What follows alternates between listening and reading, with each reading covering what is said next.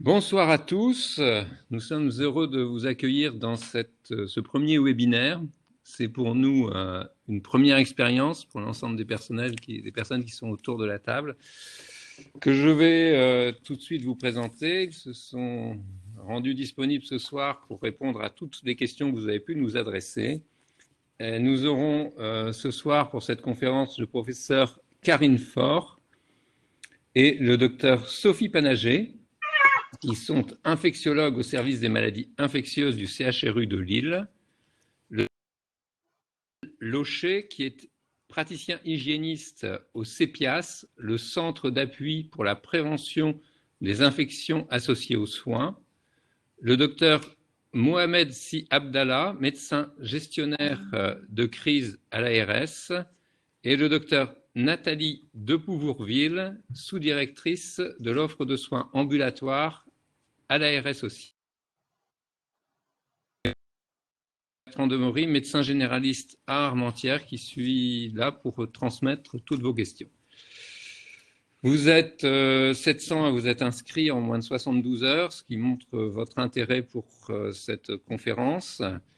Je voudrais remercier d'emblée l'ensemble des participants et en premier lieu le président du RPS ML Hauts-de-France, le docteur Philippe Chazelle, sans lequel ce soir rien n'aurait été possible.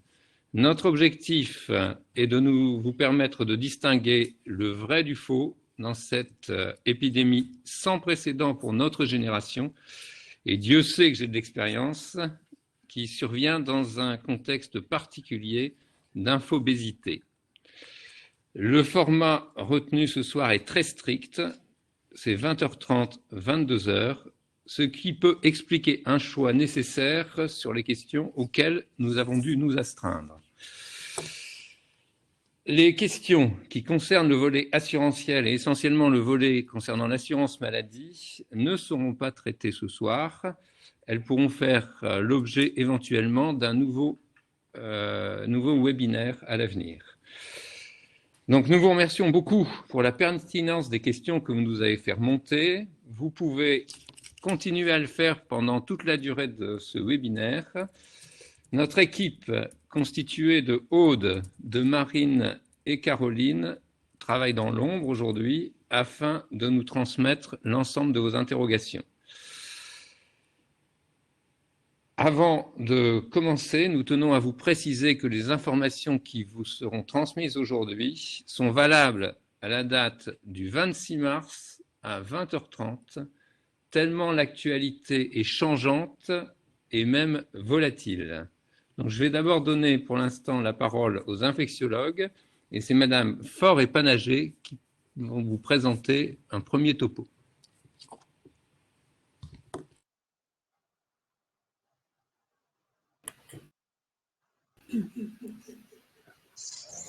Bonsoir.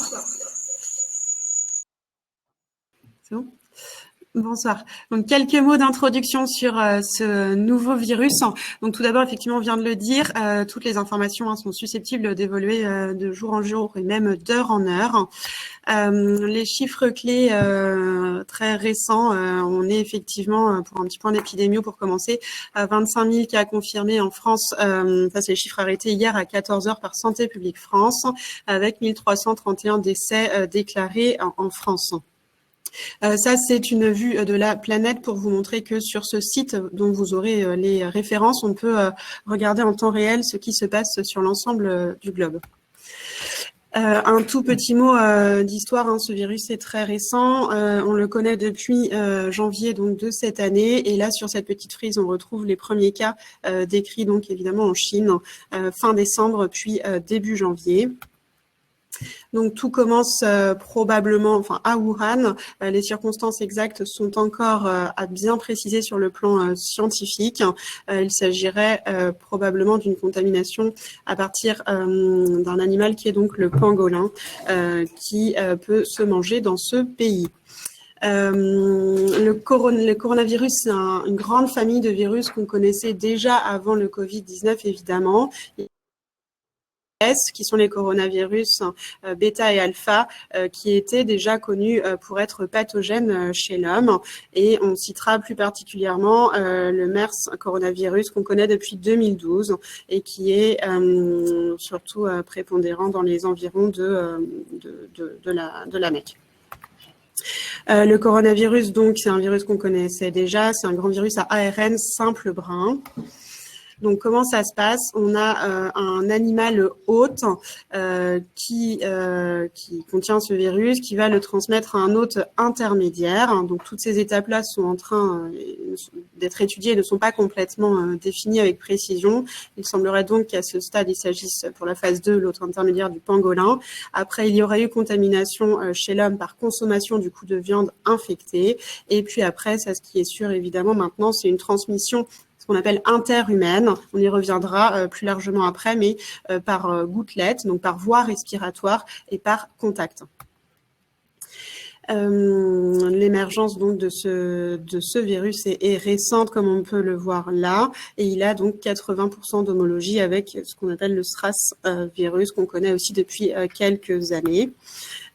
Sur la partie contagiosité, c'est un virus qui, une fois qu'une personne est infectée, peut le transmettre à entre 2 et 3 personnes, et cela pour resituer par rapport à la rougeole qui a ce qu'on appelle un R0, le chiffre dont je viens de parler, entre 2 et 3, qui est beaucoup plus important pour la rougeole, mais 2,2 pour le coronavirus, c'est déjà évidemment très important.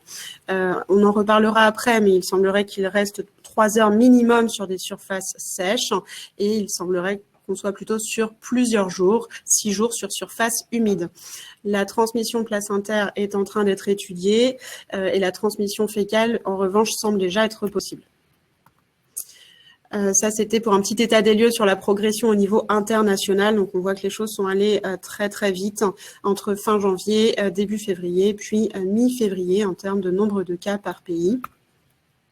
Un petit point sur la France. Donc, on est au stade 3 depuis le 15 mars. Qu'est-ce que c'est que ces stades?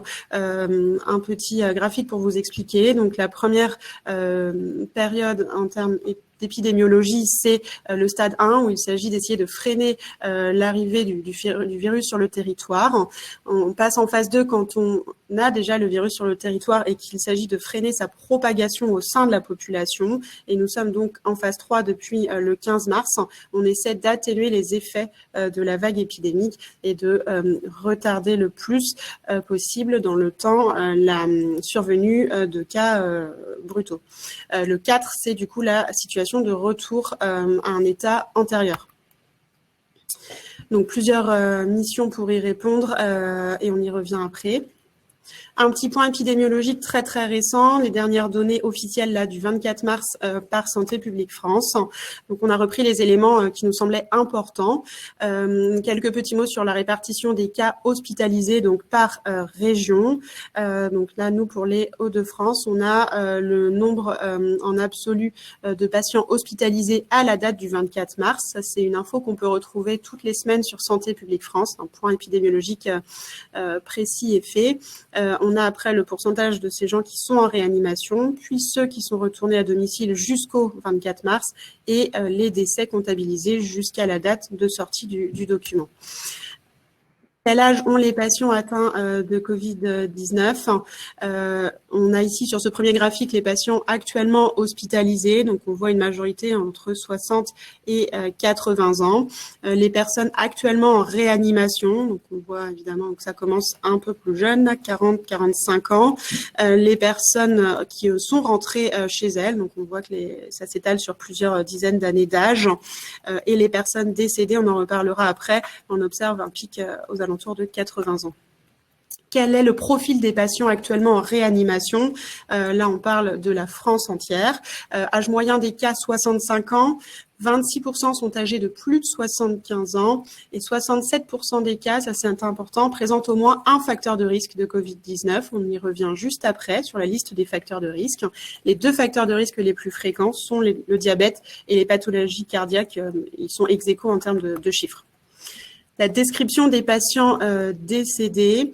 On a donc dans les colonnes sans comorbidité et avec comorbidité. On y reviendra après sur les comorbidités. Ce qu'il faut retenir, c'est ce qu'on vient déjà de dire. 75 ans ou plus sont les patients les plus touchés et concernés. Un petit mot sur l'incubation rapidement, 5 jours en moyenne, 95% des cas, on retrouve une incubation entre 1 et 14 jours pour les maximales. Les données cliniques, là on va vous donner des chiffres et des données sur les cohortes, les quelques cohortes chinoises dont on dispose. L'âge médian était de 56 ans, quasiment moitié femme, moitié homme pour les patients positif. La clinique, on y revient un petit peu après, mais en tout cas de la fièvre dans 99% des cas sur les chiffres chinois, de la toux, de la dyspnée. Les pneumopathies étaient unilatérales dans un quart des cas et bilatérales dans les 3/4 des cas. Les données cliniques, on a des formes asymptomatiques, on a le plus souvent des formes bénignes, plus de 80%, on y revient après, et une possible aggravation secondaire vers J8, J9, on peut même un petit peu élargir en disant entre J7 et J10. Ce qui n'est pas encore dans la littérature, mais en train d'être étudié, des cliniques possiblement différentes selon les populations. Et on remarque maintenant la notion de troubles digestifs à type de diarrhée, avec ou sans douleur, chez les sujets essentiellement âgés. Et par ailleurs, pour tout âge, on commence à remarquer l'anosmie isolée possiblement, ce qui n'est pas fréquent dans les syndromes viraux. C'est souvent accompagné d'une rhinite, d'une rhinopharyngite. Et là, ça peut être une anosmie complètement isolée. Certains l'ont appelé une anosmie sèche. Les facteurs de risque du Covid, quels sont-ils? Donc, on vous les a détaillés ici. L'âge de plus de 70 ans et les comorbidités suivantes, les insuffisants cardiaques, les diabétiques, notamment évidemment insulinodépendants décompensés, les patients insuffisants rénaux hémodialysés, les insuffisants respiratoires chroniques sous O2 et les immunodépressions iatrogènes. La cirrhose également et l'obésité, les greffés d'organes et les allogreffés forcément en tant qu'immunodéprimés et les femmes enceintes. Nous allons parler un petit peu d'imagerie, les signes radiologiques, vous allez en voir juste après. Quels sont-ils? Ce sont majoritairement des syndromes interstitiels ou alvéolo-interstitiels, unilatérales ou bilatérales. Là, on vous a présenté le logigramme que nous utilisons au CHU de Lille pour raisonner sur l'imagerie. Ce qu'il faut retenir ici, c'est tout à droite, donc un patient Covid suspect, mais sans signe d'infection respiratoire basse. La radio thoracique est indiquée en raison de la discordance qu'on peut avoir radioclinique, c'est-à-dire qu'on peut avoir une auscultation claire, voire normale pour le patient, et retrouver déjà des signes de pneumonie interstitielle à la radiographie. Donc ici, je vous ai montré une évolution de radiographie sur un patient que nous avons eu dans le service. Là, c'est sa radio à J5. Les J sont indiqués en fonction du début des symptômes respiratoires. Donc 5 jours de ces symptômes respiratoires, puis 7 jours de ces symptômes respiratoires, puis 9 jours de ces symptômes. Donc là, on voit bien l'évolution défavorable avec notamment une aggravation radiologique qui était concomitante d'une aggravation clinique à partir du 7e jour, comme on l'a décrit précédemment. Les données cliniques sur l'évolution, donc toujours je rappelle, vous avez toutes les références à chaque fois sur les diapositives, ce sont des données pour le moment chinoises. Du coup, on va passer rapidement pour vous dire ici, en résumé, ce qu'il faut retenir. L'évolution, donc plus de 80% de formes modérées, 14% de formes graves, un délai d'admission en hospitalisation entre 6,5 et 8 jours, et le délai de survenue du SRA, le syndrome de détresse respiratoire aiguë, est de 9 jours. Comment se fait le diagnostic biologique aujourd'hui? Il se fait sur certaines populations, on va y revenir juste après, dans certaines conditions. Et c'est un diagnostic donc biologique par PCR. On dépiste 2 gènes, IP2 et IP4. Il s'agit d'une PCR homologuée NF, évidemment. Les écouvillons se font en nasopharyngée et susglottique, au-dessus de la glotte, par écouvillon. Évidemment, pour les patients encore plus graves, on peut être amené à voir notamment le LBA ou les aspies trachéales en réanimation. Un petit mot rapidement sur les recommandations thérapeutiques. On a un document qui est sorti il y a 3 jours, qui est complémentaire de celui qui était sorti le 5 mars, toujours du Haut Conseil de la Santé publique, qui précise, pour ce qui nous préoccupe là ce soir, des patients paucisymptomatiques et des pneumonies, mais sans signe de gravité, chez des patients sans facteur de risque de forme grave.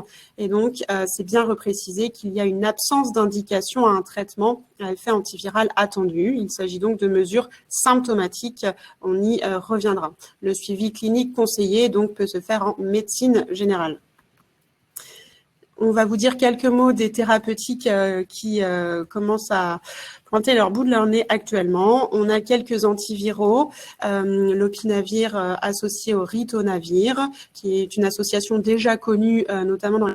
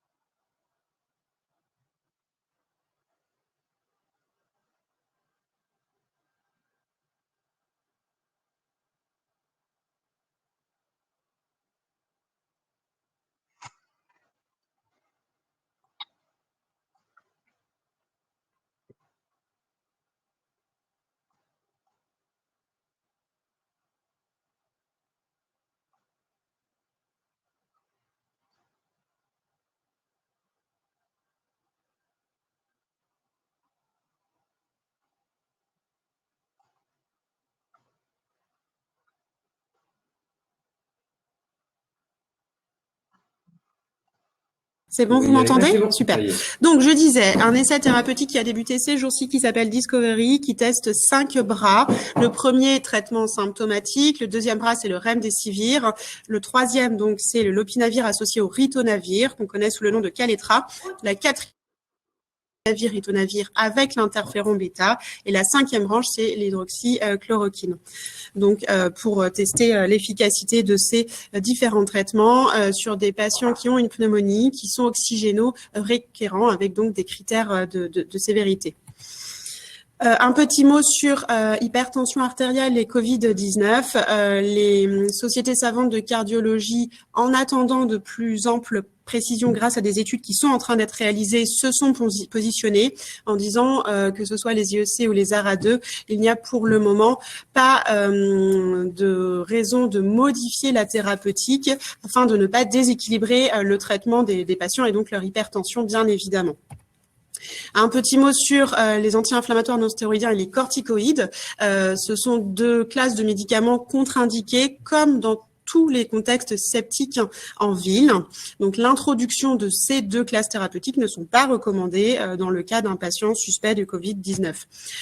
Cette référence pour vous dire que la question a été précisée pour discuter des patients qui ont déjà ces traitements évidemment au long cours pour des pathologies telles que des maladies intestinales, auto-immunes évidemment, et que dans ce document il est bien précisé qu'il n'est pas question d'arrêter ces classes de médicaments chez un patient qui les a déjà au long cours, hein, bien sûr.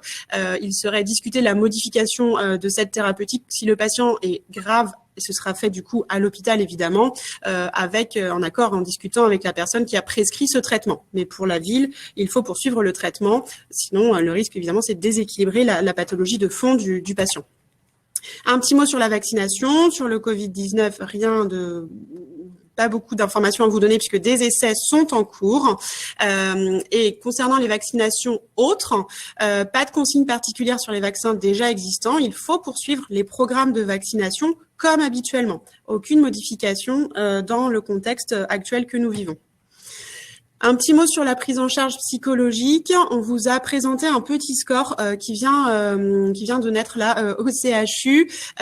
C'est pour essayer de relever un petit peu la difficulté psychologique que peuvent vivre les patients confinés après leur hospitalisation ou confinés après être sortis de toute façon du cabinet de médecine générale et suspects de Covid-19. Ce petit score essaie d'évaluer un petit peu jusqu'où va l'impact psychologique de la situation, et au-delà de un critère de cocher, il s'agirait de les orienter vers psychologue ou psychiatre. On débute tout juste l'utilisation de ce score aujourd'hui au CHU.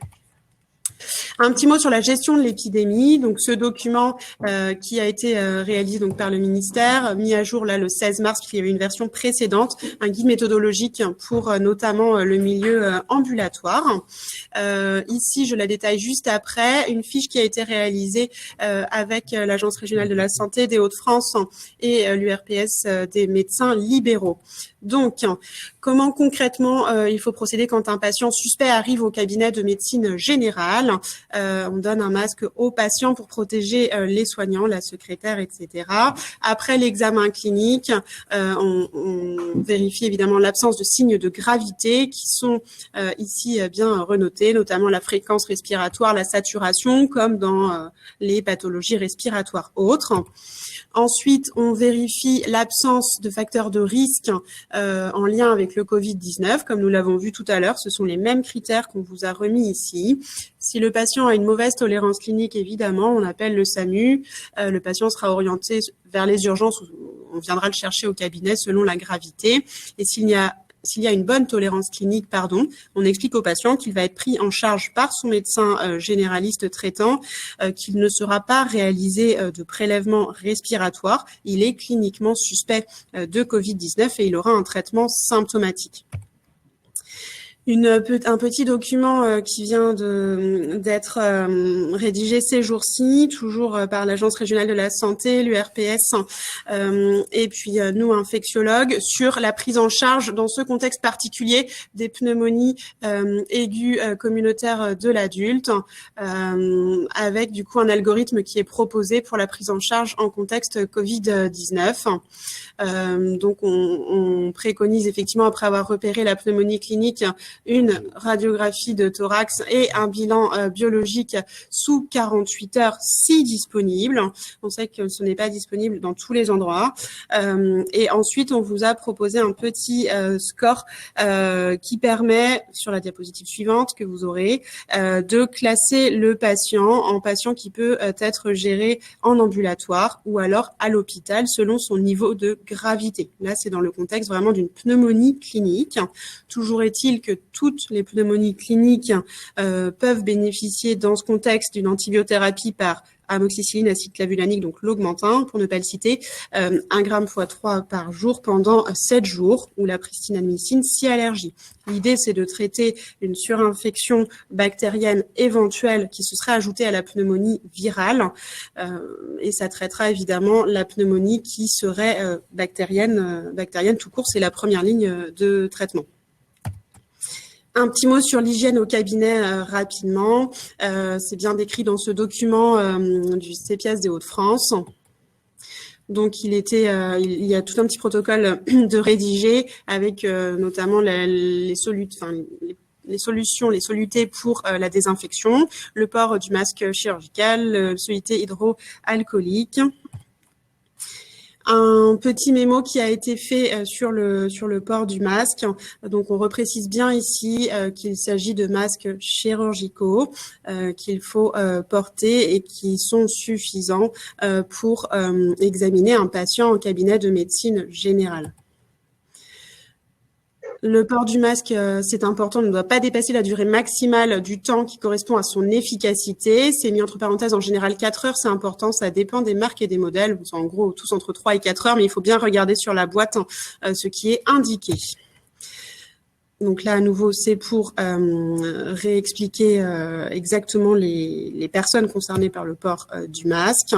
Et là, on précise que le masque FFP2 que vous voyez ici, ce qu'on appelle autrement le masque canard, est réservé exclusivement au personnel soignant qui réalise des gestes médicaux invasifs.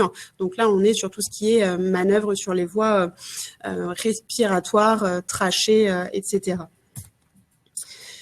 La conduite à tenir pour prévenir la diffusion des infections Covid concernant les patients qui vont aller aider à domicile est bien décrit dans ce document et précise en effet qu'il faut donc porter un masque chirurgical pour le soignant qui va aller faire des soins à la personne âgée, à la personne diabétique à domicile, et donc jeter son masque en fin de visite.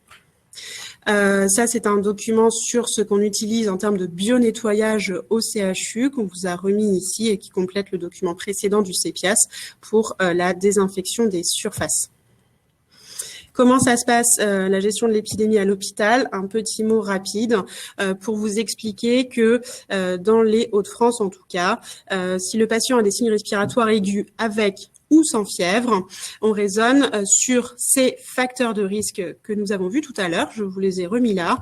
Pas de facteur de risque et un score clinique inférieur à 4 qui vous est mis à la fin des diapos, entraîne un confinement à domicile 14 jours.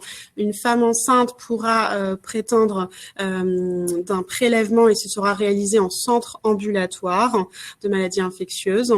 Le patient qui aura un facteur de risque avec l'âge plus 70 ans ou deux facteurs de risque dans la liste citée et une pneumonie clinique ou radiologique devra être évalué aux urgences respiratoires.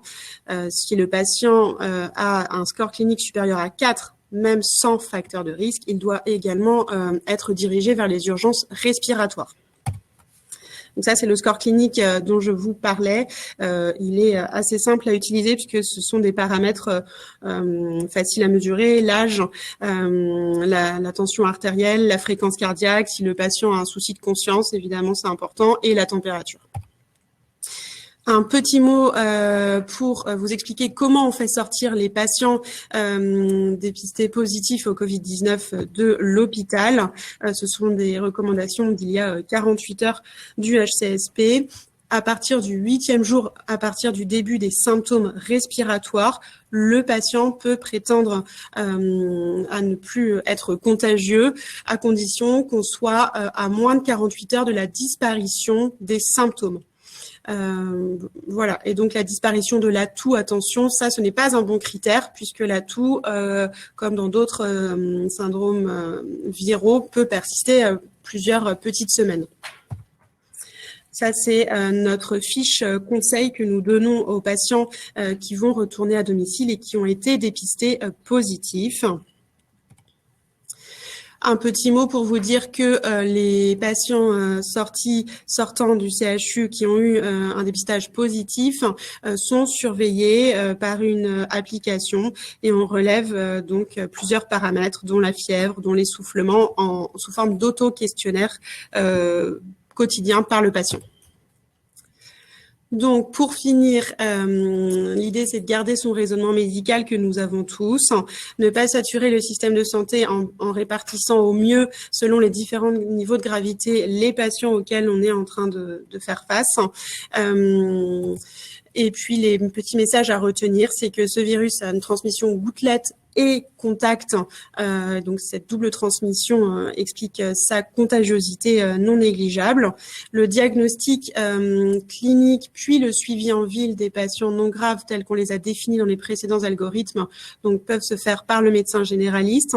C'est très très important de rappeler ici l'éducation du patient, de lui expliquer ce qu'est le Covid-19 avec la notion d'aggravation possible entre J7 et J10, d'où la nécessité du suivi en ville ou de l'auto-suivi par le patient selon sa possibilité de suivi. Et il est important de rappeler, donc pour finir, qu'il n'y a pas de traitement spécifique à ce jour pour les formes non graves.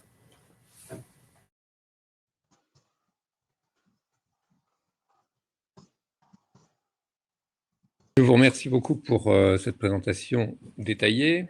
D'abord, la première question qui nous est posée, c'est le diaporama sera-t-il disponible pour les participants à cette conférence? La réponse est oui. La deuxième question qui nous est arrivée aussi, c'est quelle est la durée d'incubation à partir d'un cas contact?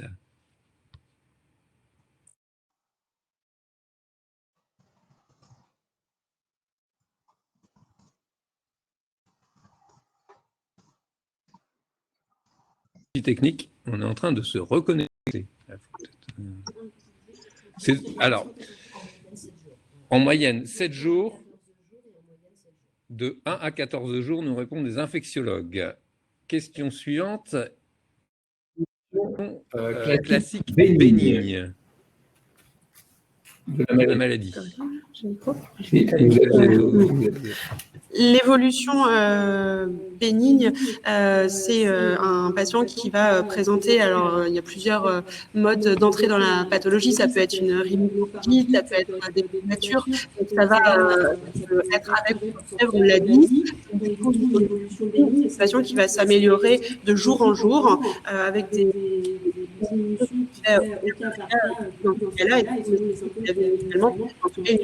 il n'y aura pas de rebond, notamment de fièvre, il n'y aura pas de rebond d'aggravation, donc pas de disponibilité plurielle, etc. Les choses vont aller s'améliorant de jour en jour comme un autre syndrome viral. D'accord, merci. Pour le timing des évolutions graves, vous avez bien dit que c'était entre le 5e et le 9e jour. C'est plutôt entre 7 à 10 jours. 7 à 10 jours, d'accord. Y a-t-il eu des rechutes au-delà du 14e jour? Pas à ma connaissance, pas à notre connaissance. La question qui est en même temps posée, donc cette pathologie est-elle immunisante? On n'a pas de données pour le dire pour le moment. Est-ce que actuellement, dans cette période phase 3, doit-on considérer comme tous les symptômes viraux, c'est-à-dire tout pharyngite, rhinorrhée, comme des cas potentiellement Covid?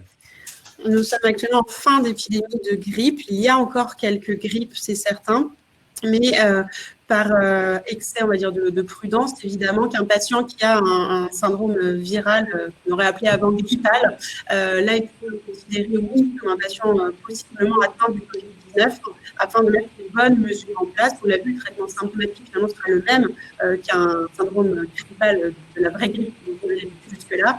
Mais par contre, les mesures de protection de confinement ne sont évidemment pas les mêmes. C'est là-dessus qu'il faut insister. Et c'est dans ce sens qu'il faut dire que c'est potentiellement un patient qui a été atteint de Covid-19. Donc, dans ce cas, vous conseillez un arrêt de travail de 14 jours. On conseille un confinement. Un confinement.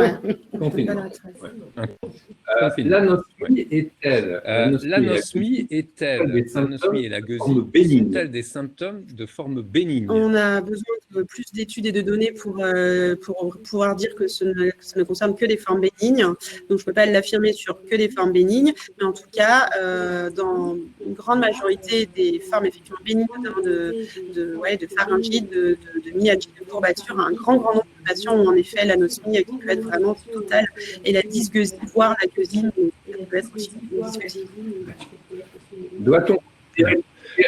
Doit-on considérer qu'une CRP qui s'élève brutalement chez un patient âgé qui présente quelques troubles du comportement doit être considéré a priori comme en général, un patient qui devient inflammatoire doit être examiné sous toutes les coutures, doit être bilanté, et une CRP isolée pour le moment n'est pas un critère diagnostique biologique à lui seul qui doit alerter sur le Covid-19. Il serait accompagné dans ces cas-là de signes respiratoires, de fièvre, etc. Est-ce que dans le cadre du bilan, des travaux sont en cours sur un diagnostic sérologique? Oui, des travaux sont en cours sur un possible diagnostic sérologique, mais on n'en a pas l'usage en routine à ce jour. Quel est le pourcentage des formes frustes? Très peu symptomatiques sur les données chinoises relevait de l'ordre de 1%, mais c'est à nouveau des données sur les cohortes chinoises. Y aura-t-il un impact sur le climat? Y aura-t-il un impact sur le climat?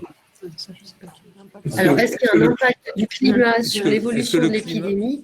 La réponse est probablement non, en fait. Si on regarde, en fait, si la question c'est est-ce que quand il fera plus chaud dehors, le virus va disparaître? La réponse est non, et on l'a déjà vu pour d'autres virus, notamment des coronavirus. Et à titre d'exemple, pour le comprendre, on a également l'épidémie qui s'installe dans les dom-toms, mais en particulier aux Antilles, où la température extérieure est bien plus élevée qu'ici. Et ce n'est pas la température extérieure qui permettra d'éteindre l'épidémie. En fait, ce qu'il faut comprendre, c'est que c'est un virus qui est dans les voies respiratoires et que quelle que soit la température extérieure, dans nos voies respiratoires, on est à 37 degrés. Quelle alternative au paracétamol pour les patients réellement allergiques? Alors, c'est une question qui a été discutée et débattue. Déjà, l'allergie au paracétamol, c'est rarissime. Je pense que le premier message, c'est que comme pour tout médicament, c'est de bien confirmer la réalité de l'allergie et surtout explorer les symptômes pour s'assurer que ce sont bien des symptômes à relier à un phénomène allergique. S'il y a une réelle allergie au paracétamol, ce qui peut quand même arriver, c'est ce qu'on appelle les petits moyens, en fait. Et surtout, ne pas switcher vers les AINS qui sont contre-indiqués dans la maladie. Pas antipyrétique que le paracétamol. Qu'est-ce qu'on a? On n'a pas d'autre antipyrétique que le paracétamol si on ne veut pas utiliser les AINS. Alors, beaucoup d'interrogations sur la radiothorax. Nous avons reçu des messages de la Société française de radiologie, je pense. Nous disant qu'il n'y avait pas de place pour la radiologie. Tout à l'heure, vous avez parlé de radiologie. Si j'ai bien compris, si j'ai bien lu votre diaporama, c'était uniquement dans le cas des pneumonies. Tout à fait. Comme dans tous les cas de pneumonie, y compris en ambulatoire, la radiographie de thorax a sa place. Ça a été effectivement débattu et ce communiqué a été réalisé par une société savante qui ne représente pas l'ensemble de l'opinion de tous les radiologues. Ça a été sorti très très tôt au début du Covid-19 en France, donc avec un faible recul sur ce qui se passe, sur ce qui s'est passé depuis. Et en l'occurrence, du coup, je vous ai montré l'algorithme qu'on utilise au CHU après discussion et consortium avec nos radiologues qui trouvent une place à cette radiographie de thorax lorsqu'on a une pneumonie ou lorsqu'on a des arguments pour une pneumonie et que justement à l'auscultation, on n'entend rien et que, comme je l'ai dit, parfois la radio peut être pathologique et du coup orientée vers le Covid-19. En fait, ce qu'il faut permettre de compléter sur l'avis de la Société française de radiologie, ce qui est conseillé, c'est un scanner thoracique. En fait, ils disent pas qu'il ne faut pas faire d'imagerie, ils disent que le scanner permettra de mieux renseigner la pneumonie, chose sur laquelle on est tous d'accord. On ne peut pas faire un scanner à tout le monde. Place de l'échographie pour le diagnostic des pneumonies? Pas de preuves, pas d'expérience à ce jour à ce sujet. Femme enceinte et risque, y a-t-il une différence entre le terme de la grossesse? Alors, pour le terme de la grossesse, on manque de données là à nouveau et c'est en train d'être étudié également en France. Donc, comme je l'ai dit, le message important, c'est que les femmes enceintes font partie des groupes à risque et que devant une suspicion de Covid-19 d'une femme enceinte, quels que soient les symptômes, on conseille un rapprochement d'un centre ambulatoire de maladies infectieuses pour un prélèvement et pour authentifier ou non le virus. Et ensuite, selon si le résultat est positif, bien sûr, elle aura un suivi particulier. Alors, je vais peut-être compléter sur la femme enceinte. C'est justifié parce qu'on manque de données chez la femme enceinte. Jusqu'à preuve du contraire, il n'y a pas de transmission materno-fétale pour le moment prouvée de ce virus. Par contre, une femme enceinte au 3e trimestre de grossesse, quand elle a une infection respiratoire, quelle qu'elle soit, c'est toujours plus grave qu'au 1er trimestre. Nouvelle question qui est revenue plusieurs fois, la place de la chloroquine. Donc, nous l'avons vu tout à l'heure, un seul essai français à ce jour sur moins de 30 patients. Donc, le message, c'est qu'on ne peut pas le retenir à ce jour. Il n'y a, on l'a dit, aucun traitement à ce jour pour les formes non graves du Covid-19. Et pour les autres formes de sévérité, un essai, comme je l'ai dit, est en cours, c'est Discovery, et l'hydroxychloroquine a sa place parmi les 5 branches de cet essai thérapeutique. Merci. D'autres questions maintenant sur l'épidémiologie. Y a-t-il eu une évolution au cours de cette épidémie sur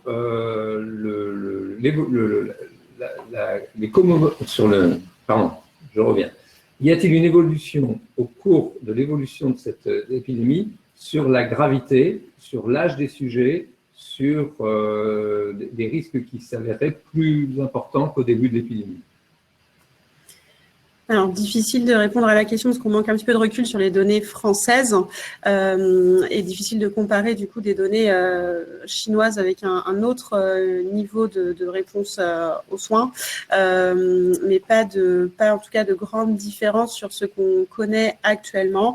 On retrouve ces facteurs de risque de patients comorbides ou polypathologiques dont on a parlé. Ça, c'était également retrouvé en Chine. Donc ça, c'est pour le moment vérifié vérifier chez nous. Après, les données ne sont pas encore comparables complètement en l'état, puisqu'on n'a pas nos chiffres de cohorte française. Enfin, voilà, c'est en cours, quoi. Actuellement, les médecins généralistes, les médecins libéraux, ont beaucoup de difficultés à obtenir des dépistages et des tests. Comment évaluer, comment peut-on comptabiliser le nombre de patients atteints du Covid-19 avec un très faible taux de recours au diagnostic par PCR? Comme on l'a vu, le diagnostic, il peut être évoqué donc sur la clinique, sur les formes non graves évidemment. Il n'y a pas de traitement, donc du coup, il n'y a pas de différence sur le plan thérapeutique sur le syndrome viral, si ce n'est les mesures de précaution d'isolement dont on a parlé. Et après, c'est un petit peu la logique du virus de la grippe, où on est mis en place là, un réseau de surveillance sur les symptômes du coup viraux. Et comme je l'ai dit, la grippe est en train de se terminer, donc il y a sûrement un petit chevauchement et quelques cas qui sont comptés l'un pour l'un, l'autre pour l'autre, mais la grippe est vraiment en train de se terminer. Donc là, tous les syndromes vraiment viraux, comme avant on disait grippaux, qui sont en train d'arriver, pourront probablement être comptabilisés du côté Covid-19. Et dans le dernier rapport de Santé publique France, on a les données du réseau Sentinelle, que du coup vous connaissez bien et qui permettent de suivre, comme on le fait habituellement, ce type de pathologie. Ce type de pathologie. On conseille de favoriser, dans la mesure du possible, la téléconsultation. Pensez-vous qu'un diagnostic initial peut être posé en téléconsultation? Pensez-vous qu'un suivi peut être effectué en téléconsultation? Alors, un diagnostic initial, ça dépend de quel diagnostic on parle. Le patient qui souhaite avoir l'avis de son médecin sur une éventuelle pneumonie, bien sûr que non, on ne peut pas remplacer l'auscultation par une téléconsultation.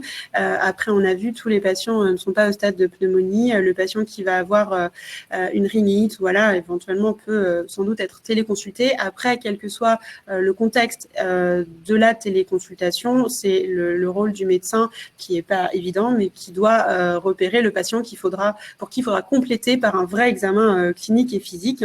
Repérer les critères de gravité, évidemment, même devant l'écran, c'est encore moins facile qu'en vrai, mais du coup, en cas de doute, le médecin doit soit réorienter le patient, soit lui proposer une consultation physique.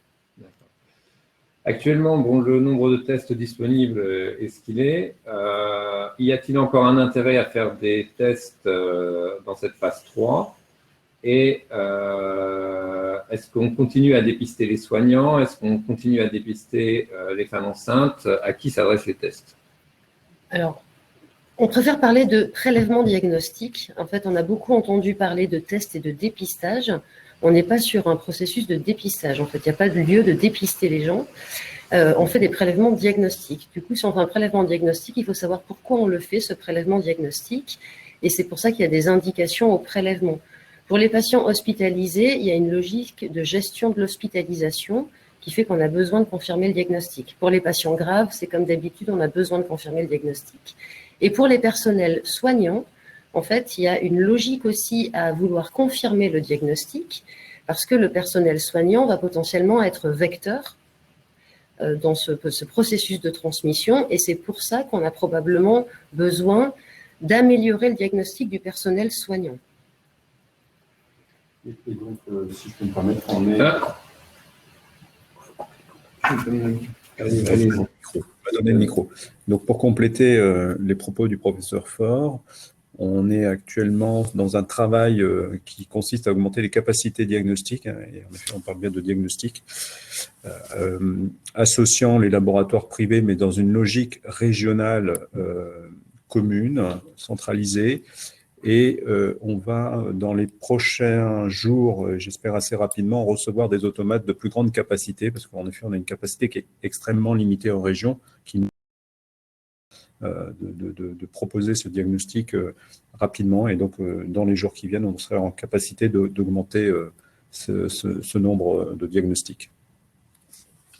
À l'avenir, si un test sérologique était réalisable, est-ce que l'on imagine de faire sérologie afin d'évaluer à la fois les personnes qui sont entre guillemets, immunisés ou afin d'évaluer l'importance de cette épidémie? Alors justement, on allait proposer de parler de la sérologie parce que ça fait bien le lien. Il y a des tests sérologiques qui se mettent en place, qui méritent d'être encore évalués, mais il y a des choses assez sensibles qui arrivent sur le marché. On connaît déjà certaines données de ces sérologies et on sait que, par exemple, les IgM apparaissent très précocement dans le début de la maladie, à peu près dans les 3 premiers jours, ce qui ressemble un petit peu au profil sérologique qu'on voit dans la rougeole. Et on pense que si effectivement ces données sont confirmées, on peut avoir les mêmes démarches, par exemple, que dans la rougeole. Donc de proposer une sérologie qui permettra de confirmer le diagnostic très tôt, puisqu'on a des positifs très tôt. Et je confirme qu'en région, il y a un travail effectué par le CHU d'Amiens et Pasteur revient dans le département de l'Oise pour compléter une première série d'études qu'ils avaient réalisées au début de l'épidémie dans l'Oise. Donc il y a un travail très actif sur la sérologie qui est effectué au niveau national. Actuellement, ce diagnostic que vous avez fait, ionage, PCR, et la sensibilité et la spécificité de TF7.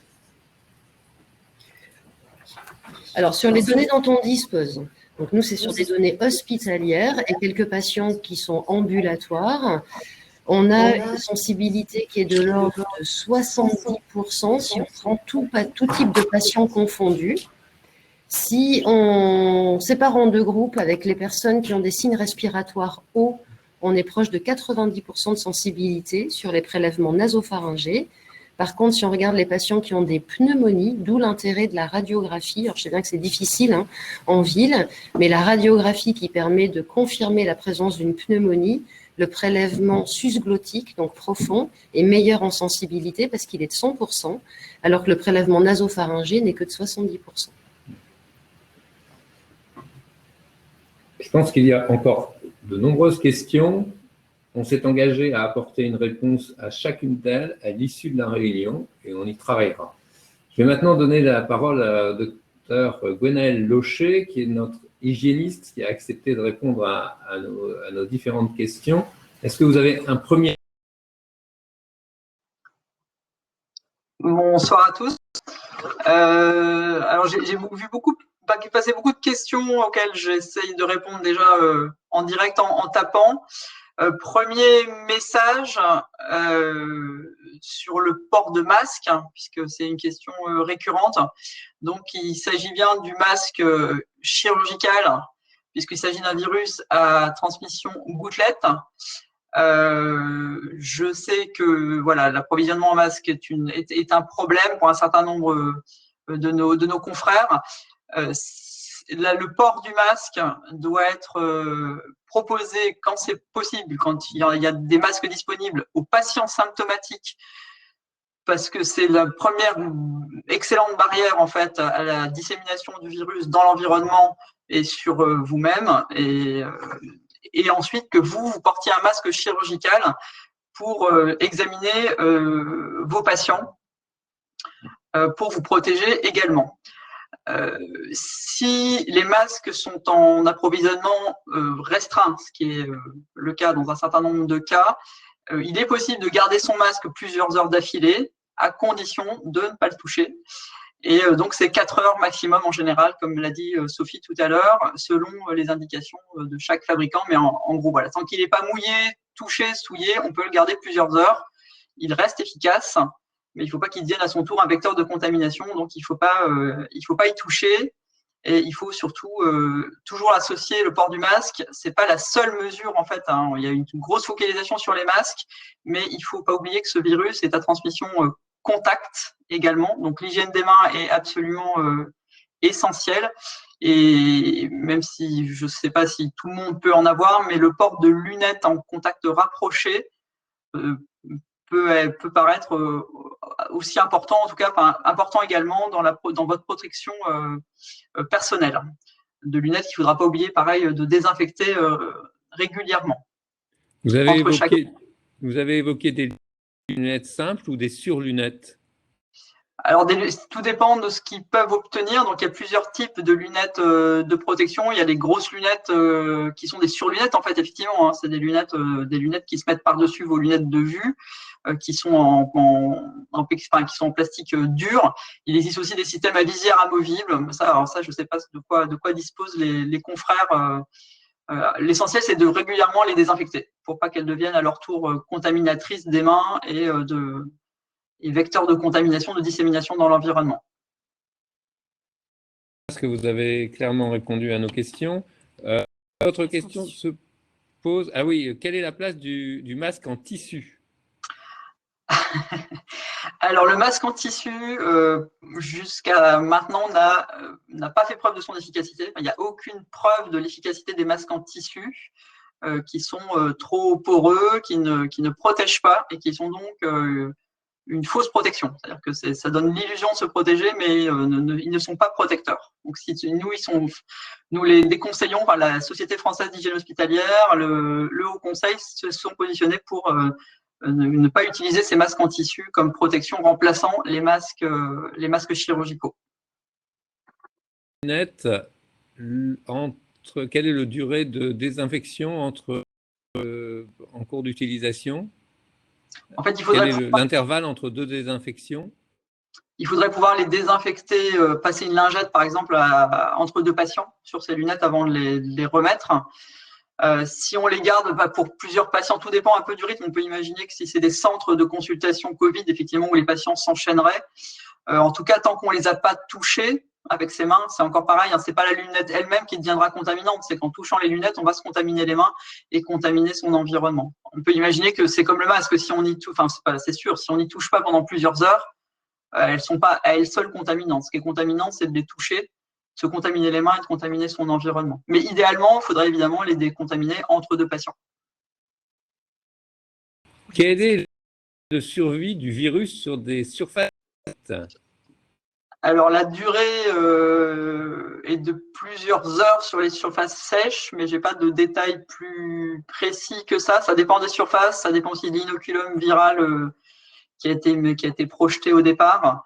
Une des meilleures barrières à ça, c'est un bio-nettoyage régulier avec un produit virucide, sans qu'on puisse vous donner de fréquence. Il faut que ce soit faisable, il faut le faire plusieurs fois et cibler les surfaces les plus touchées, les plus en contact proche du patient. Et ensuite, la meilleure barrière, c'est vraiment l'hygiène des mains, c'est-à-dire que c'est ça qui va empêcher aussi la dissémination du virus dans l'environnement ou vers vous-même. Le javel dilué est un produit virucide. Oui, c'est un excellent produit virucide. Néanmoins, c'est pas un produit toujours très facile à utiliser. Et c'est un produit qui est pas très stable non plus. C'est un produit qui a été largement plébiscité, en particulier en EHPAD, en milieu médico-social. C'est un produit facile d'accès. Mais après, si vous avez des détergents désinfectants virucides, faut regarder, vérifier ce qui est marqué sur l'étiquette, ou un produit javelisé, ça sera déjà très bien. Et il faut pas oublier que c'est la fréquence du bio-nettoyage qui va faire aussi l'importance, qui va faire l'efficacité du bio-nettoyage. Le papier est-il support du virus? Je dirais comme toutes les surfaces inertes. Donc c'est l'hygiène des mains encore une fois qui va limiter qui va empêcher qu'on puisse à partir d'un papier éventuellement contaminé se contaminer soi-même. Faut faire attention à se laver les mains ou à se désinfecter, à pas se toucher le visage, mais il va pas survivre plus de quelques heures sur les surfaces inertes. D'hygiène donneriez-vous à un médecin au moment où il quitte son cabinet? Au moment où il quitte son cabinet, il se lave soigneusement les mains. Et effectivement, s'il a passé, on peut imaginer que s'il a passé toute sa journée avec des patients Covid-19, effectivement, en rentrant chez lui, il peut paraître raisonnable de changer de vêtements et de les laver. Voilà, c'est un conseil un peu de bon sens. C'est-à-dire que c'est sûr que si on a passé toute sa journée avec sa tenue en civil, sans forcément avoir de surblouse pour se protéger, en rentrant chez soi, effectivement, on enlève ses vêtements et on en met d'autres et on peut les mettre en machine, on peut les laver. Enfin voilà, le virus, il va pas survivre à un cycle lessiviel tout à fait normal. Vis-à-vis de nos proches, chambre à part, etc. C'est une bonne question.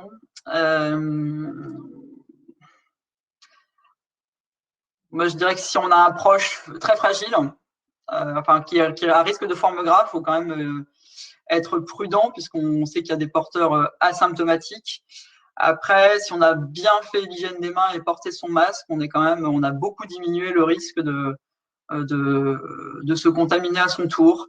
Après, voilà, il n'y a pas de réponse absolue à cette question. Il faut tenir compte aussi à la fois des rapports humains et du risque qu'on leur fait courir. Et il faut rester prudent.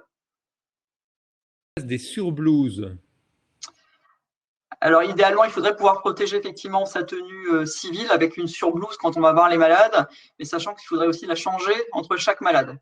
Ce qui, en médecine libérale, est quand même extrêmement complexe, je pense.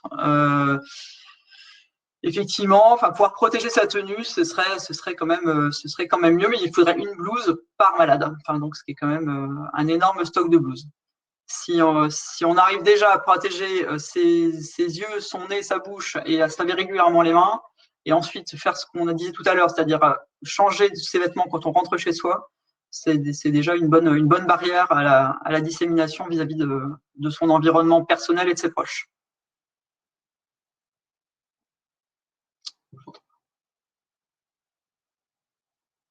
Je vous entends plus. Ah, voilà. Ah. Il entend la question, en fait. Que faut-il faire de l'alcool à 70 degrés? Est-ce que c'est virucide aussi? Alors, c'est sûrement virucide, mais ça dépend pour quel usage. C'est-à-dire qu'il faut voir si c'est pour utiliser comme désinfectant ou pour… l'alcool à 70 degrés, ça… On parle de désinfection des instruments, stéthoscope, etc. Si ça n'abîme pas la membrane du stéthoscope, après, voilà, faut vérifier quand même que ça risque pas d'abîmer le matériel. Moi, j'utiliserais quand même plutôt un désinfectant qui est normé pour ça. Après, à défaut, pourquoi pas, mais non, plutôt un produit. D'accord. Un produit Agnos ou autre, enfin un produit qui est. Est-ce que vous avez des recommandations particulières à donner pour les visites à domicile? Même consigne, en fait, c'est-à-dire toujours pareil, un port du masque pour examiner un patient, hygiène des mains. Alors, il y a quelque chose sur lequel j'ai pas du tout, que j'ai pas développé, enfin, dont j'ai pas parlé, c'est surtout ne pas mettre de gants, parce que c'est quelque chose qui revient souvent. Les gants sont disséminateurs et les gants sont une fausse bonne idée, puisque en fait, on va se recontaminer les mains en les enlevant et on va remettre du virus partout avec ce qu'on aura touché avec ces gants. Donc, c'est plutôt, quand on rentre chez la personne, mettre son masque, si c'est possible, proposer un masque à la personne symptomatique, porter soi-même un masque, si possible les lunettes, encore une fois, et bien se laver les mains après avoir quitté le domicile du patient. Comment protéger sa voiture? La voiture. Dans le cadre des visites à domicile. C'est pas la voiture, en fait. Le disséminateur, c'est nous-mêmes. Donc, bien sûr, si vous avez fait une hygiène des mains en sortant du domicile du patient précédent et que vous refaites une hygiène des mains avant d'entrer chez le patient suivant, en réalité, il n'y a pas tellement de virus dans la voiture. Donc, c'est vraiment c'est pas le volant de la voiture qui pose problème. Après, rien ne vous empêche de passer un coup régulièrement avec une lingette, mais c'est pas la voiture le problème. C'est vraiment c'est nous-mêmes qui allons transporter le virus d'un domicile à l'autre. Et donc, c'est l'hygiène des mains principalement qui va être la première barrière, la meilleure barrière à la dissémination. Bon, je pense que là, vous avez… la chlorhexidine est-elle aussi un bon désinfectant? Alors, la chlorhexidine est un bon antiseptique, mais ce n'est pas un désinfectant. Voilà, c'est tout. Vous êtes tous d'accord. Bon, c'est plutôt rassurant. Alors, pour trouver des lunettes, on parle de surlunettes. Effectivement, on peut s'en procurer dans les magasins de bricolage. Mais bon, actuellement, ils sont fermés. Et ces surlunettes sont utilisables, celles qui sont les lunettes de Müller, etc. peuvent être utilisées. Je pense autant sur les masques, il y a vraiment une norme de filtration, mais autant sur, à la limite, le matériel de protection autre, c'est vraiment purement une barrière physique. C'est arrêter des gouttelettes. Donc effectivement, on peut penser que des lunettes de bricoleurs, comme on pourrait imaginer qu'on mette des surblouses qui ne sont pas destinées au départ au milieu hospitalier, des surblouses jetables qui seraient destinées à d'autres milieux industriels, puisqu'il s'agit juste d'une protection simple. Et, par contre, toujours pareil, les nettoyer, penser à les désinfecter régulièrement. Est-ce que les petites plaies des mains sont des portes d'entrée des virus? Les petites plaies des mains sont des portes d'entrée de tout microbe. Donc c'est le seul, effectivement, les gens qui auraient des mains abîmées, du coup, peuvent porter des gants pour se protéger eux-mêmes. Du coup, il s'agit plus c'est vraiment pour protéger, puisqu'ils n'ont plus la barrière cutanée naturelle. Et donc, c'est pour ça qu'il faut essayer de garder les mains dans le meilleur état possible. Donc, solution hydroalcoolique étant un peu desséchante, il faut absolument s'hydrater les mains régulièrement pour éviter ce genre de petits désagréments, effectivement.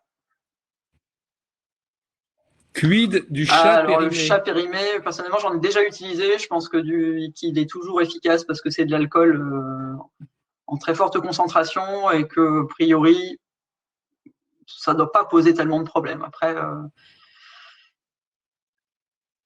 Alors, en cette période de pénurie de masques, on nous dit de le conserver, de le maintenir au chaud et au sec pendant quelques jours et de le reporter ensuite. Là, on rentre dans des débats un petit peu. C'est 4 heures normalement. Et si on le passe au sèche-linge, où j'ai vu des choses assez originales, il va perdre. On n'a aucune preuve qu'il maintienne son efficacité. Donc on ne le lave pas, on ne le passe pas au sèche-linge, on le passe pas au sèche-cheveux. Enfin non, un masque c'est 4 heures et après on jette. Et voilà. Si je vous donne un autre conseil, ce sera c'est vous faire croire que vous serez protégé et ça voilà, c'est pas possible. On pose la question, faut-il enlever alliance? Oui, ça s'appelle les précautions standards en fait. Il faudrait aucun bijou, effectivement, avant-bras dégagé pour pouvoir simplement se laver correctement les mains, puisque les microbes et pas que le Covid vont rester planqués soigneusement sous les bijoux et donc ne seront pas enlevés, ne seront pas atteints par votre nettoyage des mains, votre hygiène des mains, qu'elle soit au savon ou à la solution hydroalcoolique. Donc les mains vraiment dégagées, les ongles courts et les avant-bras dégagés pour faire une friction un peu plus haute que le poignet. Nous en sommes tous à utiliser les masques de Madame Bachelot. Est-ce qu'il y a une date de péremption? Alors là, ça a été décrit dans un texte ministériel. Donc là-dessus, on peut être vraiment tout à fait sûr de soi. Les masques périmés, en fait, la date de péremption n'a pas d'influence sur la qualité de la membrane filtrante. Par contre, elle peut avoir une influence sur la qualité des élastiques ou des liens. Donc, il faut quand même s'assurer, si possible, si on sait où ils ont été conservés, s'assurer qu'ils ont été conservés à l'abri de l'humidité. Si on n'arrive pas à s'assurer de ça, vérifier l'intégrité de l'emballage, que l'emballage est resté intact et que les masques eux-mêmes ont la même allure que d'habitude. C'est-à-dire qu'ils sont pas décolorés, ils ne sont pas abîmés. Et après, je pense que de façon très pragmatique, il faut un peu tirer sur les élastiques ou sur les liens, voir si ça tient, et après on peut les utiliser sans problème. Panager, vous souhaitiez dire quelque chose sur les masques? J'ai vu réagir tout à l'heure. Alors, sur les masques en tissu, en fait, c'est difficile de ne pas en parler parce qu'il y a des productions de masques en tissu. Il faut pas tous les masques en tissu ne sont peut-être pas nécessairement à mettre à la poubelle, mais du coup, je parle pour moi, en ma personne, mais je crois que c'est vraiment un sujet de discussion parce qu'on parle de pénurie de masques et qu'on essaye de trouver des solutions alternatives. En fait, il y a des masques en tissu qui ont été produits et qui ont bénéficié de tests de comptage de particules par des techniques classiques, on va dire, de comptage de particules, mais qui ne sont pas des techniques d'homologation de masques. Alors attention, ce n'est pas des masques qui seront homologués. Néanmoins, c'est des masques qui pourraient être utilisés en cas de pénurie en dehors du soin. Voilà, donc c'est des solutions qui sont éventuellement proposées lors des échanges et du contact avec des personnes en dehors du soin, donc d'un soignant qui va prendre en charge un patient dans le cadre du soin, parce que ce ne sont pas des masques justement homologués. Et attention, ce n'est pas des masques en tissu de production artisanale que chacun peut faire chez soi. Il y a tout un process de fabrication qui a quand même été mis au point avec des tissus spécifiques. Voilà, c'était juste la remarque que je voulais faire dessus, parce qu'on va les voir arriver.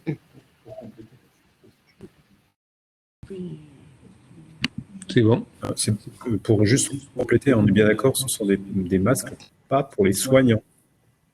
Ou c'est... Alors, c'est difficile de dire que c'est pas pour les soignants. C'est des masques qu'il ne faut pas utiliser lors des soins. Voilà. Néanmoins, un soignant peut être amené à porter ces masques-là, mais pas pour procurer des soins. Et comme ce sont des masques en tissu, ce ne sont pas des masques à usage unique, ce qui veut bien dire que ce masque en tissu, on le met. Si on l'enlève, on ne peut pas le remettre tant qu'on ne l'aura pas lavé à 60 degrés, etc. Voilà. Ces précisions. J'avais une dernière question à poser à Madame Locher, c'est la stabilité d'une dilution d'eau de Javel. On nous a recommandé 100 ml d'eau de Javel à 15 degrés pour 10 litres d'eau. Ça serait la recommandation de l'OMS, mais quelle est la durée de stabilité de cette eau de Javel diluée? Alors, je ne l'ai pas en tête, mais c'est facile à trouver. Je sais juste que ce n'est pas très stable. C'est-à-dire que voilà, c'est vraiment une fois que c'est préparé, il faut l'utiliser de façon quasiment extemporanée. Ça ne se conserve pas. Après, la durée exacte, je ne la connais pas, mais je pourrais vous retrouver ça ultérieurement. Mais là, là, vous me posez une colle. Ouf! Enfin une. Bon. C'est une transition maintenant avec des questions sur l'organisation des soins que nos confrères se posent beaucoup. Et c'est là que je vais me retourner vers nos deux représentants de l'Agence régionale de santé, Madame de Pouvreville et Monsieur Si Abdallah. La première question quelle est la situation actuelle, capacité d'accueil, gestion de l'attention, surcharge? Pensez-vous que l'estimation de l'activité médicale en hospitalier est le reflet de l'activité libérale? Ce que je peux vous donner comme élément qui est suivi au jour le jour, c'est la réanimation. Actuellement, on a un taux d'occupation de la réanimation qui est assez élevé, mais qui correspond à une activité à peu près habituelle, à 70%, mais avec une grande majorité de patients Covid. Je crois qu'il y en a 230 ou 240 à la date d'aujourd'hui qui sont hospitalisés dans les réa de la région. C'est un indicateur qu'on suit qui nous permet de nous projeter sur un pic épidémique un petit peu similaire à celui du Grand Est ou de l'Italie. Il y a plusieurs questions qui sont arrivées sur à quand le pic de l'épidémie. Alors, c'est très difficile, mais par contre, on arrive à essayer de créer des modélisations sur la réanimation en zéro qui serait proche de zéro, c'est-à-dire un confinement absolu et maximal qui aurait bien marché. On serait dans des critères de conditions de réanimation pas dépassées. Par contre, si on prend un R0 qui se situe entre 1 et 2, il est possible que mi-avril, on soit en situation dépassée, un peu comme les amis de Grand Est. Voilà ce que je peux vous dire. Pour le reste, c'est très compliqué parce qu'en fait, vous l'avez dit à plusieurs reprises, on a quelques difficultés à pouvoir faire du test diagnostic. La grippe est encore un peu présente et il est un peu compliqué de dire finalement on a une activité soutenue, à part le département de l'Oise qui a vraiment pris de plein fouet l'activité liée au Covid. Dans les autres départements, surtout le Nord et le Pas-de-Calais, on sent qu'il y a une activité soutenue, mais elle n'est pas du tout la même que pour le sud de la région. Donc c'est un peu difficile de finalement se projeter et de se dire le pic va être à telle date ou peut-être qu'il est déjà passé, en tout cas au moins pour le sud de la région. Donc, par contre, le seul indicateur qu'on suit réellement, c'est la réanimation. Du moins, on est capable de le surveiller de manière précise. En fonction des observations faites dans les autres régions, actuellement, nous constatons en médecine ambulatoire une diminution importante de notre activité. Est-ce que vous pensez qu'il faut s'attendre à un flux très important de patients en médecine de ville dans les semaines à venir au moment du pic, ou est-ce que ce pic ne concernera que les centres hospitaliers, les services d'urgence et les structures? Non, tout à l'heure, on l'a dit, 80% des formes sont des formes, je vais dire, bénignes ou plutôt simples. Donc, le gros de l'activité est sur l'activité ambulatoire et sur la médecine de ville. On parle de 14%, vous m'arrêtez, il y a mes confrères spécialistes à côté, de formes graves qui sont hospitalières et qui sont traitées soit dans des services de réanimation ou de soins continus ou dans les unités Covid qui ont été mises en place. Mais le gros de l'activité médicale liée au virus, elle se fait en médecine de ville aujourd'hui. Donc, est-ce qu'on a passé le cap ou pas? Vous savez, c'est un peu comme dans la grippe, hein. On sait qu'on a passé le cap que quand réellement, il y a moins de patients. Donc, c'est très difficile. Il y a des modélisations sur les formes graves, mais je n'ai pas vu grand-chose aujourd'hui de très précis sur une modélisation concernant l'épidémie. C'est un nouveau virus, donc c'est plutôt assez difficile. Les patients se dégradent plutôt à J8 ou J10, comme on l'a dit, alors que dans la grippe, c'est beaucoup plus tôt. Donc, c'est un petit peu compliqué de se projeter. Est-ce que vous pensez que la communication entre le système hospitalier, le système des structures d'hospitalisation privées et la médecine libérale est actuellement dans la région? Quel est le niveau de qualité de cette communication? Bon, je pense qu'on peut toujours faire mieux, mais elle n'est pas si mal que ça. Enfin, je vous laisserai y répondre. On travaille ensemble depuis plusieurs semaines. C'est vrai qu'on a pu noter et la capacité de l'ARS à répondre à pas mal de nos sollicitations, à beaucoup de nos sollicitations. Sur un autre plan, certaines organisations commencent à se mettre en place. Elles sont parfois décriées par certains. Ce sont les centres dédiés Covid. Est-ce que l'ARS va poursuivre son appui à ce développement de ces structures? Est-ce qu'elle en prévoit de nombreuses? Dans quel cas, dans quel lieu? Alors juste avant de répondre à vos questions, revenir sur les raisons pour lesquelles on a, alors que dans les premiers échanges avec les généralistes, la création de centres dédiés n'était pas forcément lorsqu'on a commencé à travailler à la préparation ou à la prise en charge des patients en stade 3, parce qu'en fonction des départements, du coup, l'épidémie n'en était pas au même stade, on a travaillé d'abord sur des consignes de prise en charge au sein des cabinets de médecine générale par le médecin traitant. En travaillant sur ces consignes ou conseils, arbres décisionnels et organisation sur les salles d'attente ou des rendez-vous dédiés, ce que vous mettez en place dans beaucoup de vos cabinets, on s'est aperçu que certains médecins ne seraient pas en capacité, alors pour différentes raisons, des raisons de locaux, des raisons d'organisation de leur activité, de se protéger eux-mêmes et de se protéger aussi le reste de leurs patients. Et c'est vraiment de ce constat qu'est parti sur certains territoires le projet de centre dédié. Du coup, et une autre raison aussi pour lesquelles parfois certains médecins ne se voyaient pas capables, c'est pas capable, mais en tout cas prêt à prendre en charge les patients Covid, c'est que pour certains, ils présentent des comorbidités. Donc l'objectif, c'était vraiment de protéger ces médecins et leurs salles d'attente en travaillant sur des centres dédiés. Mais la première ligne, là, dans l'organisation de ces centres dédiés, on reste bien sur une première ligne de prise en charge par le médecin traitant. Donc la consigne, c'est bien aux patients, et ça rejoint la question précédente, si vous avez des symptômes, appelez votre médecin traitant.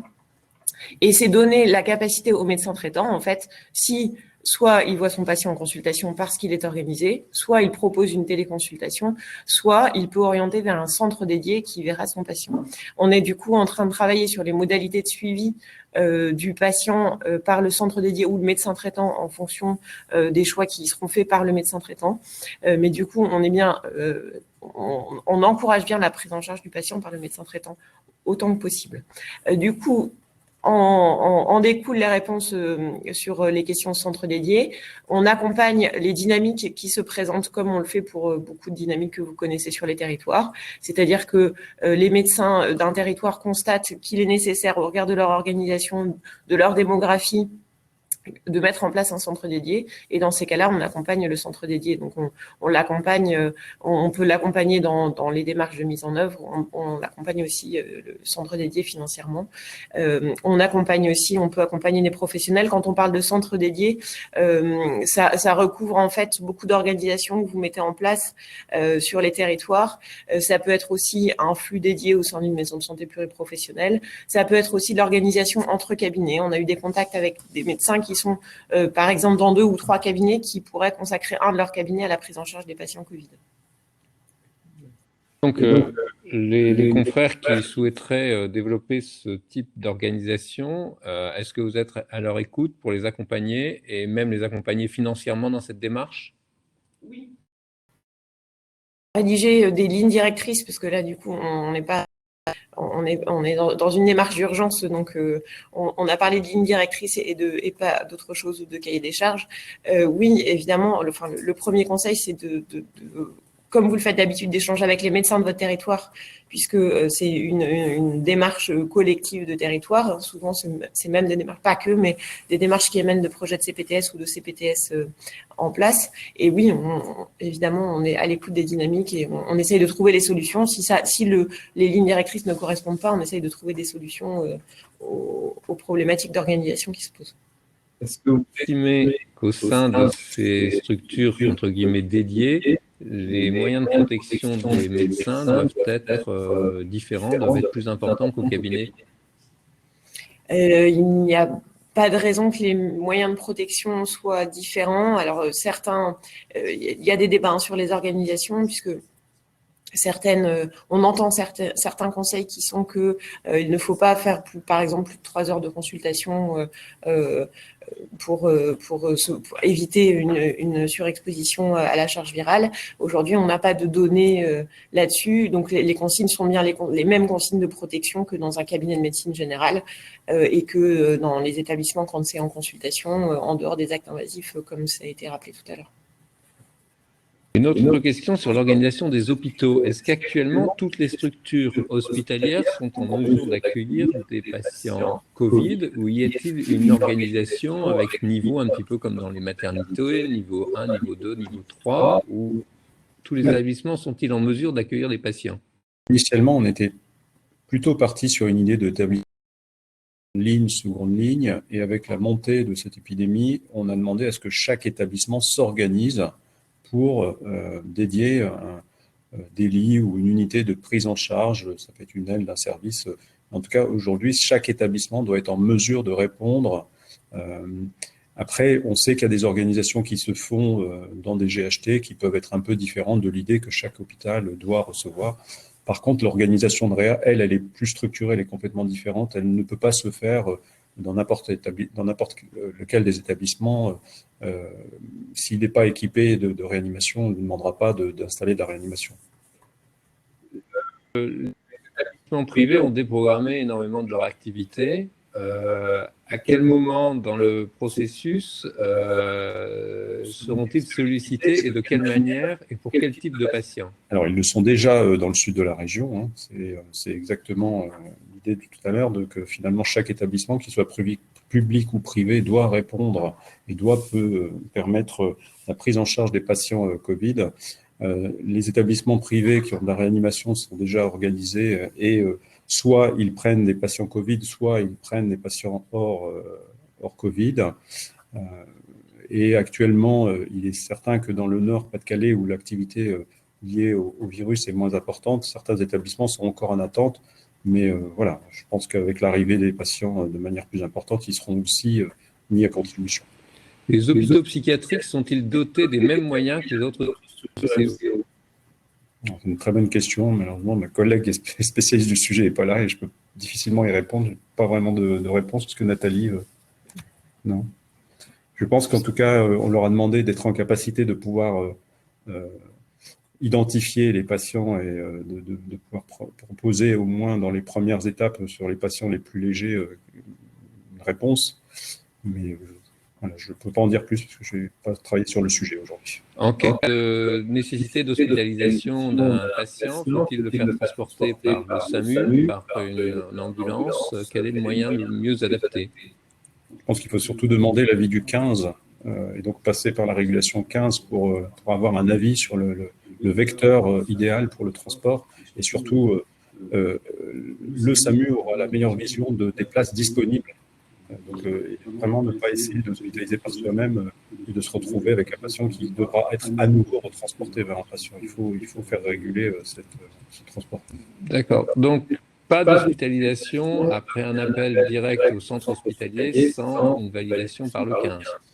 Sauf si on vous dit qu'il y a de la place et qu'il peut venir directement, mais on a un risque de vous retrouver avec un patient qui ne soit pas aiguillé au bon endroit.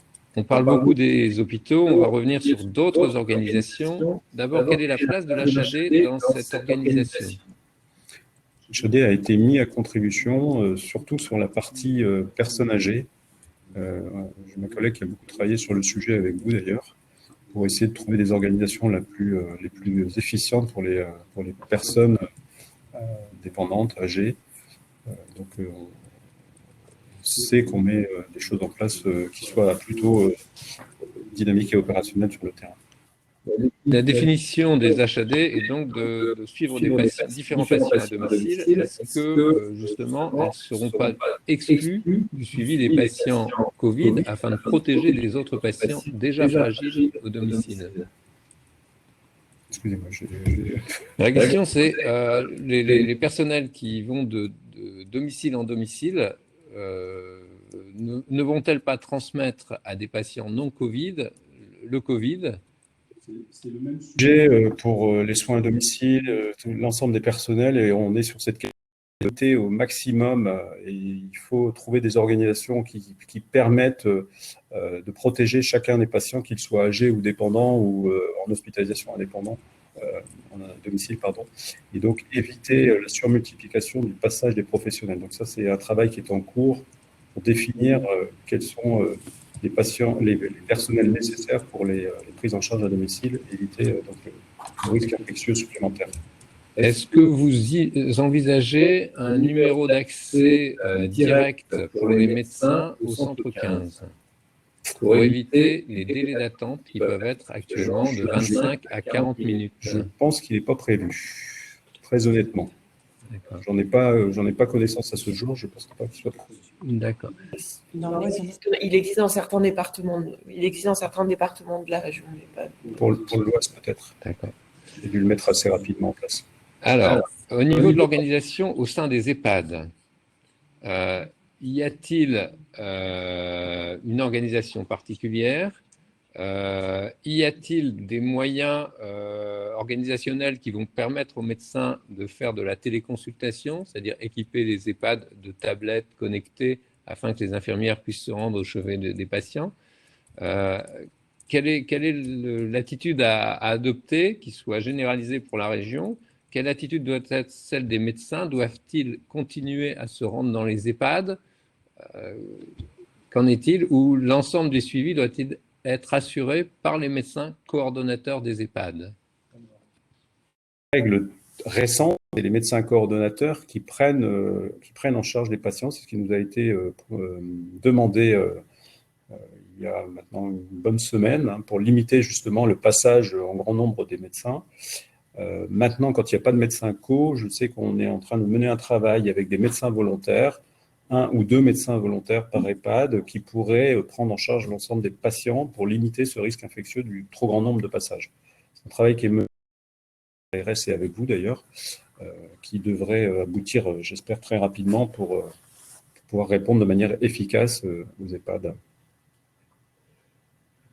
Ouais. J'essaie de suivre en même temps les questions qui sont posées, elles sont nombreuses.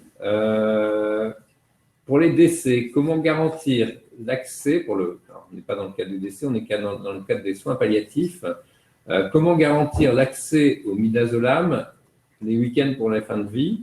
Est-ce que le midazolam est le meilleur médicament dans ces phases ultimes pour accompagner les patients? Certains parlent de meilleure efficacité de la morphine dans l'opératoire terminal. Je ne sais pas, est-ce que c'est nos infectiologues qui vont répondre à cette question? C'est une question très spécialisée, je ne sais pas si vous allez pouvoir y répondre. Moi, quand même, une remarque.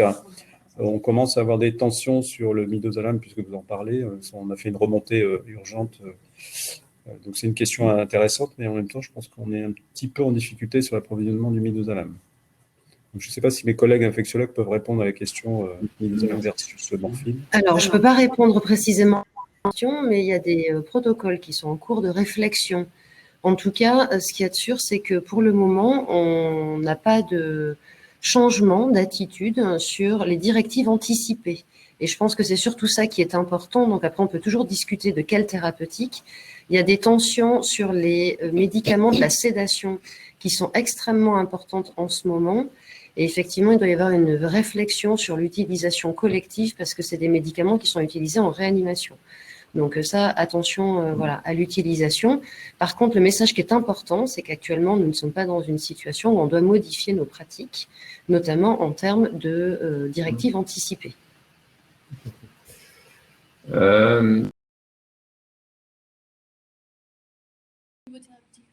Au niveau thérapeutique, a été évoqué certains la place du Zithromax. Je reviens un peu sur une question de thérapeutique. Aucune place à ce choix du Zithromax, pas plus que les autres molécules en ambulatoire et sur les formes non sévères. Pas d'argument pour l'efficacité, il n'est pas engagé dans l'étude clinique actuellement. Et si la question concernait l'association hydroxychloroquine et azithromycine, dans toujours le même essai, il y a très peu de patients. L'azithromycine a été utilisée dans cet essai en prévention des surinfections bactériennes, donc ce n'est pas une bonne indication d'antibiothérapie, et jusqu'à maintenant, on n'a pas de surinfection bactérienne dans les Covid-19. Et la dernière chose, c'est que l'association hydroxychloroquine et azithromycine, comme vous le savez, est à très haut risque, puisque les deux avec des risques de troubles du rythme majeurs par allongement du QT, donc à déconseiller. Oui, tout à l'heure, vous aviez évoqué le fait de limiter les visites chez les personnes âgées. Les confrères ont réagi violemment parce que déjà, nos patients âgés sont parfois très isolés. Depuis un certain temps, beaucoup de professionnels ne passent plus chez eux.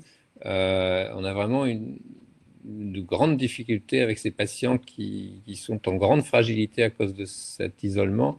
Et je pense que c'est chaque professionnel qui, en fonction de l'état clinique de ces patients, décidera ou non de la poursuite des soins à privilégier.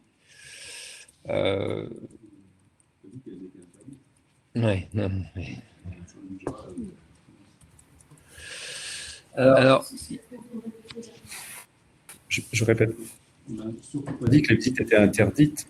C'est le médecin qui déterminera la bonne fréquence et la nécessité de la visite médicale auprès de son patient. Alors, on a des questions qui sont purement techniques là, sur la téléconsultation. Donc, effectivement, l'ensemble des téléconsultations sont prises en charge à 100%, qu'elles concernent le Covid ou non. C'est une décision de l'assurance maladie qui est récente. Donc, toutes les consultations, avec y compris toute leur majoration, quelle que soit la majoration, que ce soit une majoration de week-end ou de nuit, quand elle s'ajoute à la TLC, elle sera prise en charge à 100% dans cette période de crise. Sur les arrêts de travail, nous avons eu beaucoup de questions. L'assurance maladie n'est pas présente. On recommencera peut-être, je vous l'ai dit tout à l'heure, ce type de réunion en présence de l'assurance maladie, mais toujours est-il que, pour résumer un peu la position, on pense que le médecin doit être responsable sans céder à la psychose, dans un sens ou dans l'autre. L'assurance maladie, effectivement, se portera compréhensive, on en est certain. Voilà, la psychose, elle peut être à double sens. Ça peut être d'un côté la psychose de ne pas mettre en arrêt de travail un patient qui devrait l'être. Et puis, l'assurance maladie, je vous le dis, a conscience de nos difficultés d'exercice actuelles. Mais, je vous le répète, ce n'est pas sur l'assurance maladie que vos craintes administratives doivent se porter. Je vous rappelle que chaque fois que vous travaillez, nécessité de coter un acte à la date du jour de cet arrêt et, ou à J-1 ou J+1, je vous assure que c'est de votre responsabilité, que c'est important que vous le fassiez. L'arrêt de travail, c'est une prescription médicale qui doit correspondre à la suite d'une consultation. C'était un point important qu'il fallait préciser. Il y a beaucoup de questions. Ma femme est enceinte.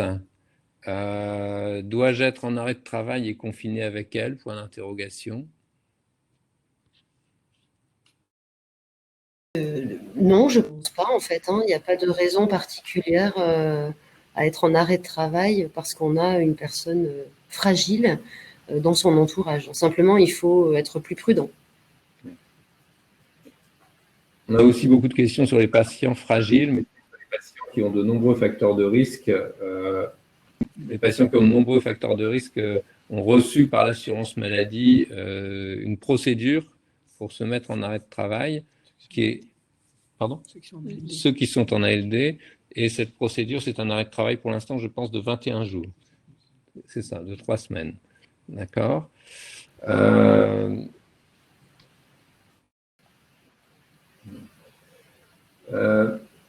Quelle attitude à la fin du confinement? Quelle est la durée de contagiosité d'un patient à l'issue de la maladie? La durée de contagiosité, pour le moment, elle est alors, la durée de contagiosité, au maximum, elle serait évaluée à 14 jours. Donc là, encore une fois, c'est des choses qui méritent d'avoir d'autres précisions en fonction des études. Elle peut être plus courte et c'est au minimum 8 jours, au maximum 14 jours.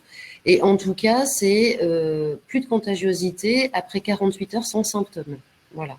Pour les patients qui présentent des maladies plus sévères, et notamment les patients de réanimation, il n'est pas exclu que la contagiosité soit plus longue que 14 jours. Et dans ce cas-là, ça fait l'objet d'une surveillance particulière. Doit-on mettre en... Doit-on mettre en arrêt de travail un patient dont le conjoint est Covid avéré? Non, il n'y a pas de raison qu'il y ait d'arrêt de travail parce qu'il n'y a pas de confinement recommandé, il n'y a plus. Voilà.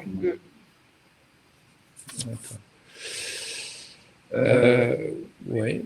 Il y a des recommandations par contre de surveillance tous les jours de la température et des signes cliniques qui pourraient apparaître chez cette personne exposée. Mais par contre, il n'y a pas plus de confinement, plus d'éviction. On revient sur une question sur le PowerPoint. Vous avez parlé de augmentin dans le cadre de pneumopathie. On considère donc actuellement que tous les pneumopathies sont des pneumopathies post-grippales ou dans un contexte grippal. Non, c'est ce que j'ai expliqué tout à l'heure. On aura majoritairement probablement effectivement des pneumopathies dans ce contexte, mais la première ligne d'une pneumopathie aiguë communautaire hors contexte viral, grippal, en particulier Covid en ce moment, la première ligne, c'est l'amoxicilline avec l'augmentin pour les personnes âgées. Donc, en traitant par augmentin les pneumonies en ce moment en ville, on couvrira la première ligne d'une pneumopathie aiguë communautaire non dans le contexte Covid, et a fortiori, du coup, la surinfection éventuelle, bien que pas vraiment prouvée, effectivement, à ce jour, comme on l'a dit également. Est-ce que vous avez la connaissance d'un nouveau-né qui était infecté, qui soit actuellement hospitalisé? Oui. Oui, d'accord. Donc, doit-on considérer un nourrisson qui présente une rhinopharyngite comme étant un potentiel patient Covid+? Alors, il faudrait avoir les pédiatres avec nous parce que c'est plutôt les pédiatres qui sont penchés sur ce sujet. Ce qui est dit et pour lesquels on manque de données, mais quand même, c'est ce qui est fortement pressenti, c'est que les enfants, comme d'habitude, seraient volontiers porteurs sans avoir forcément de signes cliniques de la maladie. En tout cas, on sait que d'après la littérature et les différents pays touchés largement par ce virus, les enfants ne présentent pas de formes graves, ou c'est rarissime qu'ils présentent de formes graves. Donc, le pourcentage d'enfants infectés est probablement élevé sans pour autant qu'ils présentent de signes de maladie. Voilà. Et le nouveau-né, un nouveau-né, à ma connaissance, atteint de cette infection, on est sorti du délai de la transmission materno-fétale, en fait. C'est surtout ça qui est important, hein. C'est qu'on a dépassé le délai de transmission materno-fétale, donc c'est probablement une contamination au-delà, par l'entourage familial. Juste un petit élément sur le point épidémique en France. Il y a moins de 2% d'enfants de moins de 15 ans qui ont été confirmés positifs. Donc c'est vraiment très faible. C'est ce qu'on disait tout à l'heure. Hein. Les enfants, voilà, ou quand ils le sont, des fois présentent des tableaux totalement banals. Voilà.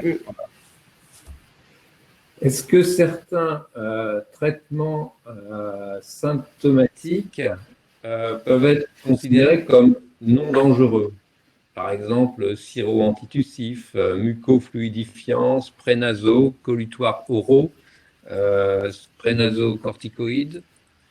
Pour le moment, il n'y a que les AINS et les corticoïdes qui sont délétères. Tout le reste, c'est comme d'habitude, en fait. Voilà. Quid du lavage de nez chez les nourrissons? À poursuivre de la même façon que d'habitude, ou est-ce qu'il y a un risque de transmission du virus au niveau respiratoire plus important? Mesure d'hygiène, mais c'est important, le lavage du nez chez le petit enfant. Oui. Est-ce qu'il y a une place pour le TDR actuellement? Il y a actuellement le test de dépistage rapide de l'angine. Il y a une controverse entre certains qui nous disent vous ne devez pas ouvrir la bouche des patients parce que vous êtes à très haut risque d'être contaminé, et d'autres qui nous disent vous devez poursuivre vos pratiques comme d'habitude et continuer à faire des TDR pour ne qu'antibioser des angines qui ne nécessiteraient pas une antibiothérapie. Concernant les TDR, effectivement, il faut rester, comme on l'a déjà dit, très clinicien dans ce contexte de Covid-19 pour ne pas passer à côté d'autres diagnostics. Et si le patient présente vraiment une symptomatologie d'angine qui, en dehors du contexte Covid-19, aurait nécessité la réalisation du test, on conseille de réaliser le streptotest. Ça nous arrive à l'hôpital de temps en temps, là, ces derniers temps, de le faire. Et il n'y a pas de précaution particulière supplémentaire à ce qu'on a déjà dit. On n'est pas sur les voies respiratoires profondes, on n'est pas sur un geste qui va générer de l'aérosolisation. Donc, on le fait nous, dans le service avec un masque chirurgical. Vous nous avez conseillé de poursuivre la vaccination, les vaccinations qui sont prévues au calendrier vaccinal. Qu'en est-il pour les vaccins vivants atténués comme le Priorix ou le MMR Provax? Du coup, c'est ce que j'avais dit, il n'y a aucune particularité dans ce contexte. Il faut juste rappeler à nouveau ce qu'on connaît tous en tant que médecin. On ne vaccine pas un patient fébrile qui a des stigmates d'infection, qui pourrait être le Covid ou qui pourrait être autre chose, la rougeole ou je ne sais quoi. Donc voilà, on vaccine un patient asymptomatique, bien sûr, mais comme contexte tout autre.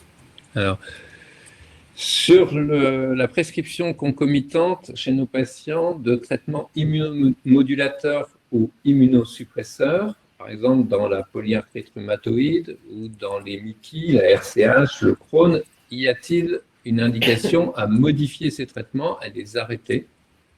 Non, c'est ce qu'on a vu tout à l'heure. Du coup, le risque serait de déséquilibrer évidemment la maladie sous-jacente qui, si le patient a ce traitement, il en a réellement besoin. Et donc non, le traitement doit être poursuivi à l'identique. Ce qu'on a bien dit, c'est qu'il ne faut pas instaurer de corticothérapie ou de mise sous AINS en raison justement du phénomène septique, la fièvre, les myalgies qui apparaissent. Mais les traitements de fond doivent être poursuivis. Là, on parle bien de ce qui se passe en ville, avec des critères de sévérité à l'hôpital, comme on faisait déjà avant pour tout autre phénomène septique.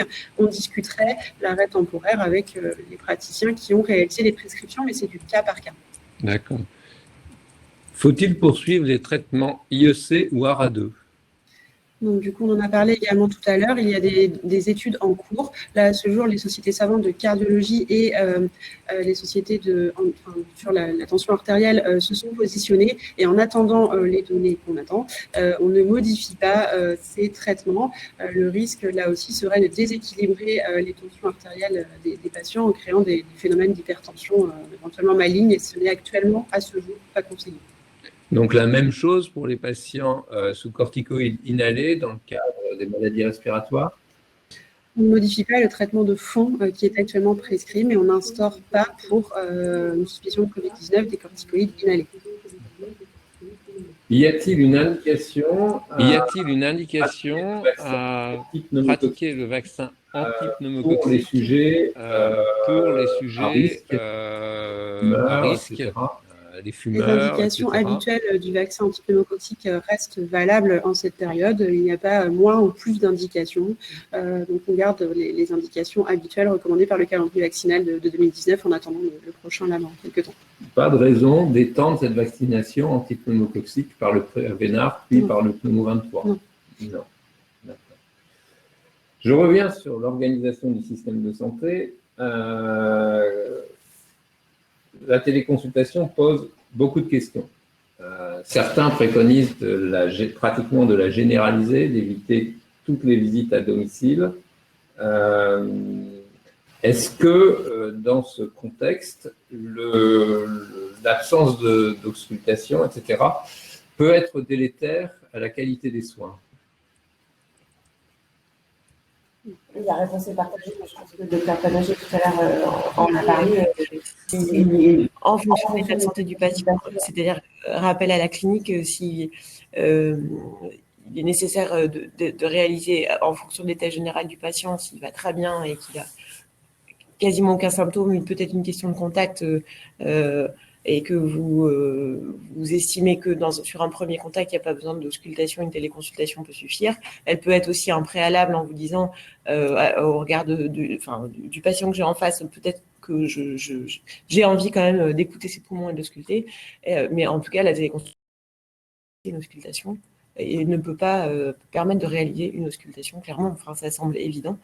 Mais donc, si l'état général du patient nécessite une auscultation, il faut le voir en auscultation. Y a-t-il un surrisque pour les patients splénectomisés?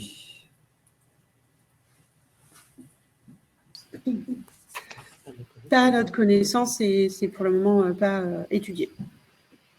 Est-ce qu'il y a un risque d'être en rupture de stock pour le plaquenil pour les patients qui sont traités en traitement chronique? Si l'usage n'est pas déraisonné par le Covid-19, puisqu'il n'y a pas d'indication, normalement, non. Est-ce qu'il y a plus de fumeurs graves? Est-ce que le pourcentage le risque est augmenté par le tabagisme de forme grave? On n'a pas cette information pour le moment sur les données françaises à ce jour. Pour le moment, on n'a pas cette donnée. Après, il faudra juste rappeler que les fumeurs et surtout, évidemment, si le nombre de paquets années est élevé, sont après atteints de tout ce qui est BPCO, forcément, et que là, on tombe évidemment dans les personnes à risque, forcément. Mais en tout cas, le tabac seul avec des poumons sans BPCO, je n'ai pas de preuves pour le dire ce soir. D'accord. Vrai ou faux, les patients présentant une anosmie seraient-ils plus sécrétants et donc plus contaminants que les autres? On n'a pas de données pour dire ça pour le moment. L'anosmie a été remarquée en France, donc on n'a pas de données de recul. On n'avait pas cette notion dans les cohortes chinoises notamment dont on dispose. Du coup, tout ça est en cours d'étude, mais pas d'argument à ce jour pour dire ça. La réalisation d'une numération de formules systématique est-elle conseillée pour rechercher une lymphopénie? Alors, le bilan biologique, comme en temps habituel hors Covid, sera réalisé sur les mêmes critères que d'habitude, d'où sa place dans la fiche pneumonie qu'on a présentée ce soir. Il n'y a pas lieu sur une rhinite, une rhinopharyngite de réaliser, mais ça, les médecins en ville le savent bien, il n'y a pas lieu de réaliser un bilan sanguin pour cela. Et du coup, il n'y a pas non plus de nouvelle place du bilan biologique, à mon sens, pour autre chose qu'une pneumonie. Effectivement, la lymphopénie, comme d'autres virus, c'est un argument, mais c'est bien un argument parmi un faisceau d'arguments et c'est à mon sens pas un argument à retenir en ville. En tout cas, c'est pas un motif suffisant pour réaliser des bilans supplémentaires. Certaines atteintes cardiaques ont été décrites, des myocardites et des péricardites, je pense. Sur quels signes cliniques on doit les suspecter?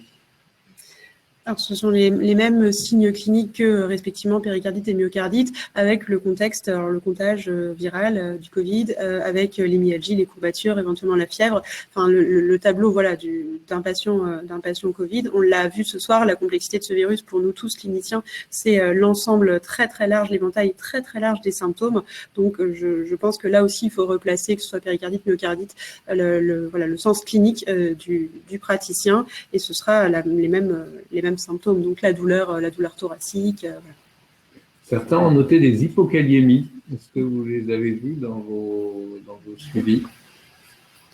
C'est une question d'un cardiologue.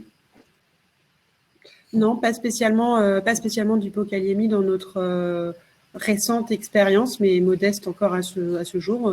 On n'a pas relevé ça, en tout cas, nous, de notre côté. Dans combien de temps peut-on attendre les résultats de l'étude Discovery? sur la comparaison des différents traitements. Tu veux que je réponde? Bon, déjà, elle vient juste de commencer, hein, donc il n'y a que 4 CHU qui sont ouverts pour la participation. Il est attendu que tous les CHU en France puissent y participer.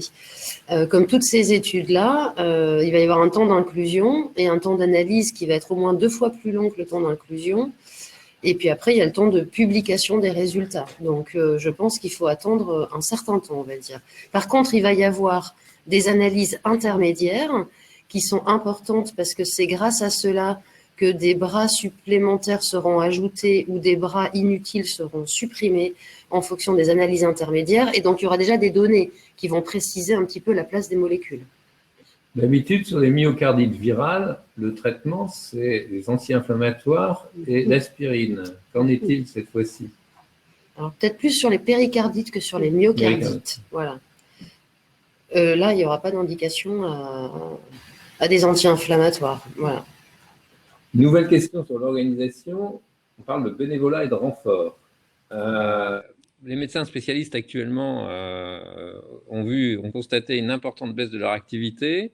Les ophtalmologues installés depuis 30 ans me demandent quelle est leur pertinence dans le système, quelle peuvent être leur utilité dans la réponse à cette épidémie, comment s'inscrire, comment se présenter pour être sollicité vis-à-vis de cette épidémie dans le cadre d'un renfort ou d'un bénévolat. C'est une question parce qu'effectivement, depuis le début de la crise, beaucoup de professionnels, toute profession de santé et de personnes participant au fonctionnement du système se portent volontaires pour soutenir l'organisation.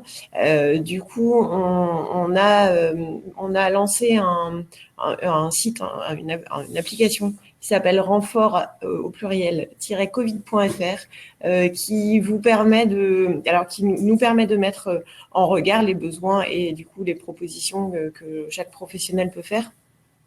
Donc les besoins, que ce soit en établissement de santé, en ville, en EHPAD ou dans les organisations de services à domicile, sur toute l'organisation des soins. Par ailleurs, on travaille avec l'URPS aussi à définir peut-être plus précisément, quand vous posiez la question par exemple des ophtalmos, plus précisément les profils et les missions qui sont identifiés et qui pourraient rejoindre des compétences particulières de certaines professions. Je regarde l'heure parce qu'on avait promis de rendre l'antenne, ils disent ça à la télé, hein, à 22h30, il nous reste 15 minutes. Donc, je pense... Pardon? Il est 22h15. 22h15, c'est ça? J'ai dit quoi? Je me suis trompé? Bon, c'est possible, ça m'arrive souvent de confondre les mots, tout le monde le sait. Dans mon éventail de questions... Certains nous disent que le SAMU est habillé comme des cosmonautes, nous on a des... Bon, je pense qu'on a déjà répondu à ces questions. Non, les SAMU ne sont pas équipés comme ça. D'accord.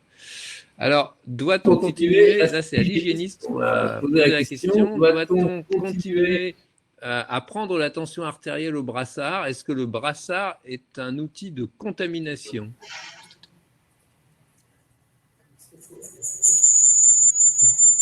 Oui, alors oui, bien sûr, enfin,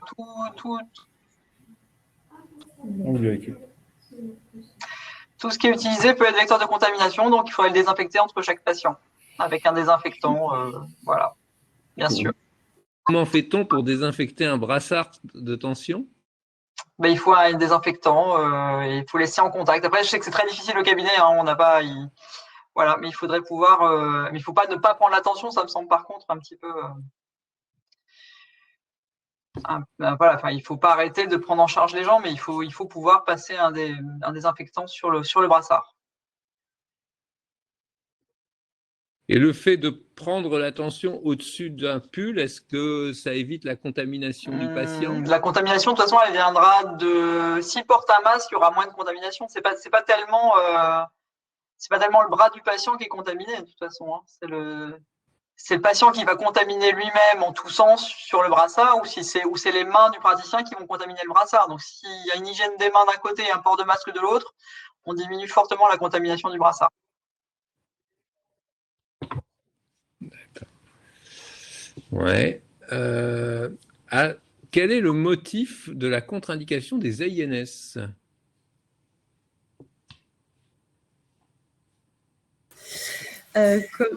Comme dans tout domaine septique, on contre-indique donc les corticoïdes et les anti-inflammatoires qui vont du coup baisser le potentiel de réponse immune de la personne et donc favoriser au contraire le développement de l'infection.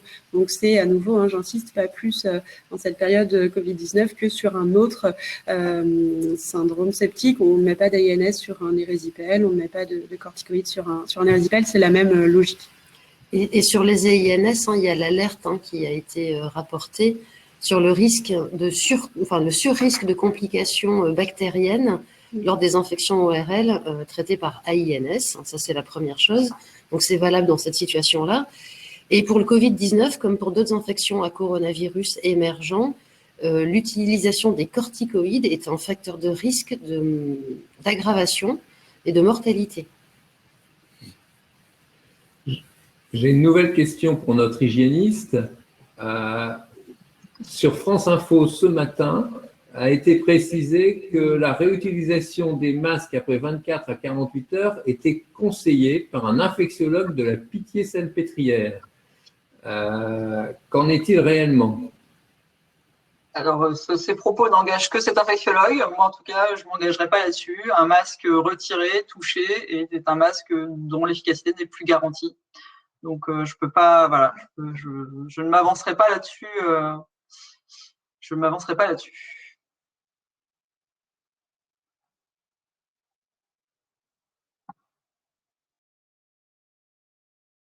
Traînant pendant 3 semaines. Est-ce que ça peut être compatible avec un Covid ? On n'a pas de données à ce jour pour répondre avec certitude à la question, pas de preuve qu'une fièvre isolée puisse être un Covid. À l'inverse, j'ai envie de rappeler à nouveau le côté polysymptomatique de certaines catégories de patients, notamment donc évidemment les patients immunodéprimés qui pourront faire des symptômes abattardis, notamment éventuellement sur le plan respiratoire. Donc oui, en ce moment, il faut explorer une fièvre chez les personnes qui présentent une fièvre comme d'habitude, mais penser à tous les foyers cliniques possibles. Et effectivement, on pourrait être amené à investiguer le côté respiratoire, la radiographie et aller éventuellement un petit peu plus loin. De toute façon, une fièvre qui dure chez un adulte, en tout cas elle répond pour la médecine adulte, nécessite in fine une hospitalisation pour faire le point et des explorations complémentaires. Donc oui, on serait amené à envisager cette hypothèse à un moment donné, effectivement, mais c'est loin de moi l'idée de dire que c'est la première chose à laquelle il faut penser en ce moment. Y a-t-il des descriptions d'éruptions cutanées ? Pas à notre connaissance, et à ce sens, j'attire l'attention du coup des cliniciens sur le fait que les autres pathologies existent. Et là, dernièrement, effectivement, on a eu notamment dans le service un cas de varicelle, on a eu également un cas de rougeole. Effectivement, les patients, et on peut le comprendre, initialement les deux étaient fléchés, orientés Covid-19. Donc, il faut faire vraiment, je dis ça à tout le monde, pour moi et pour tout le monde, pour tous les médecins cliniciens, il faut faire attention à ne pas oublier son bon sens de clinicien et le reste de nos connaissances, et ne pas passer à côté d'autres pathologies. C'est vraiment le message. Quels sont pour vous, en définitive, dans le cadre d'un suivi d'un patient suspect Covid, les meilleures dates auxquelles il faut effectuer son suivi ?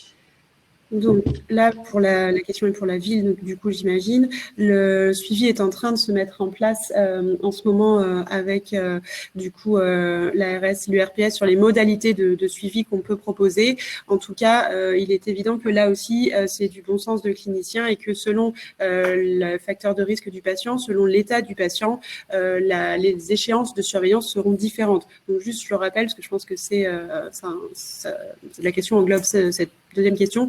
La zone à risque, c'est bien de 7 à 10 jours. Après, la fréquence de surveillance dans cette zone est à préciser selon l'état du patient, bien évidemment. Ouais. Quelle est la place du suivi par les infirmières? Quel est le mode de prescription de ce suivi?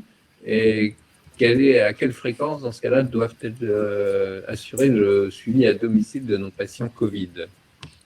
Alors, ça rejoint, je comprends beaucoup la réponse de partenaire. Effectivement, il y a la possibilité de suivi par une infirmière à domicile.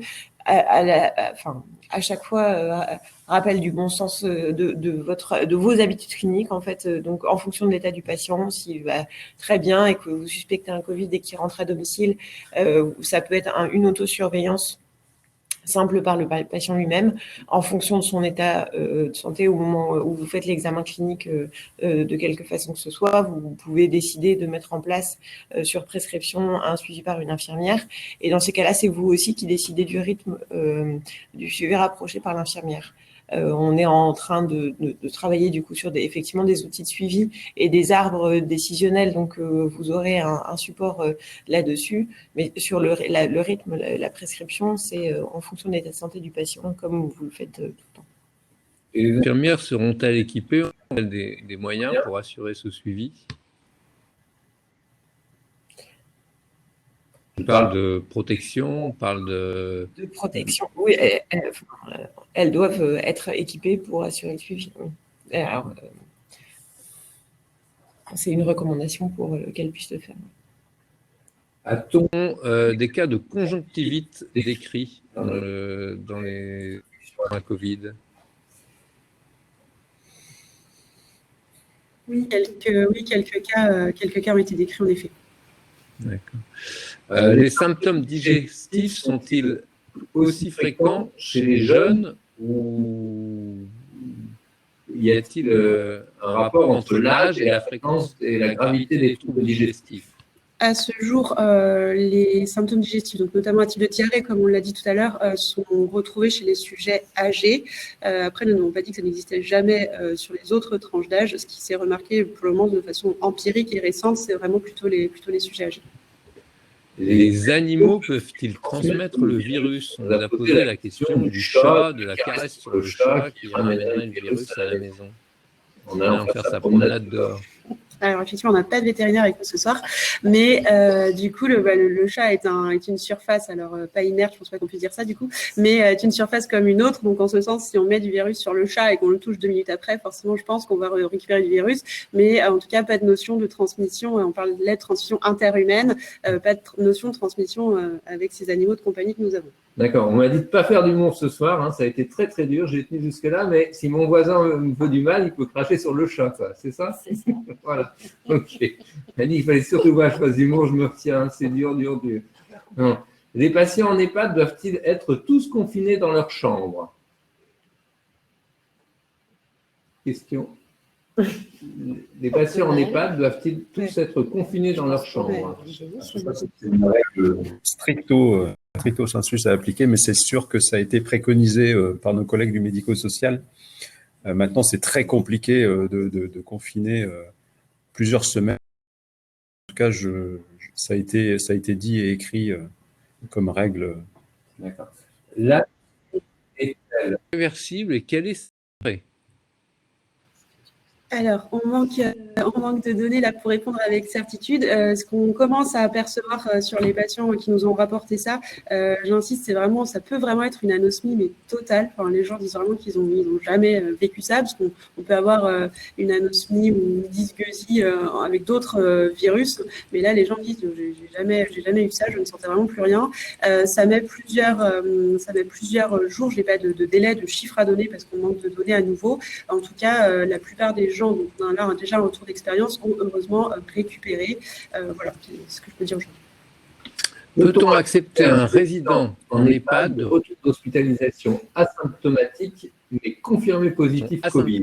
Quel risque pour confirmé positif Covid? Quel risque pour on l'a dit tout à l'heure, pour un patient qui aurait dépassé le 8e jour à partir du début des symptômes, donc j'insiste, symptômes respiratoires, 8 jours après donc ces premiers symptômes, si le patient est asymptomatique depuis 48 heures, l'isolement peut être levé en effet. Il va falloir Dernière question dans toutes celles que vous m'avez adressées. J'ai celle de monsieur Pierre-Marie Coquet qui était en 4e page de La Voix du Nord aujourd'hui. Une belle photo. À ce jour, je n'ai pas de preuve que le stéto améliore le pronostic du patient, mais j'ai la preuve qu'il augmente le risque de prise en charge en réa des médecins non protégés. 3 points de suspension. Qu'en est-il? On a déjà répondu à la corticothérapie, on a répondu. Est-ce qu'il y a des conflits d'intérêts entre experts et gouvernement? Allez, une dernière question pour l'ARS. Ouais. Comité national sur les durées de confinement, etc. Sur le port des masques FFP1, est-ce que... Je ne suis pas assez expert pour vous répondre. Alors, les pentasas sont-ils, dans la RCH, doivent-ils être considérés comme des corticoïdes et AINS? Non? Bon. L'aspirine à faible dose n'est pas anti-inflammatoire. Elle peut être poursuivie. Alors, l'aspirine mise pour une autre cause, de toute façon, il n'est pas question de l'arrêter, effectivement, et à faible dose, effectivement, elle agit peu contre l'immunité. Donc, je voulais rappeler un cas particulier, c'est celui on exerce beaucoup à proximité de la frontière. On a beaucoup de patients qui travaillent en Belgique et vous êtes dans l'obligation de leur faire des arrêts de travail pour des sujets fragiles parce que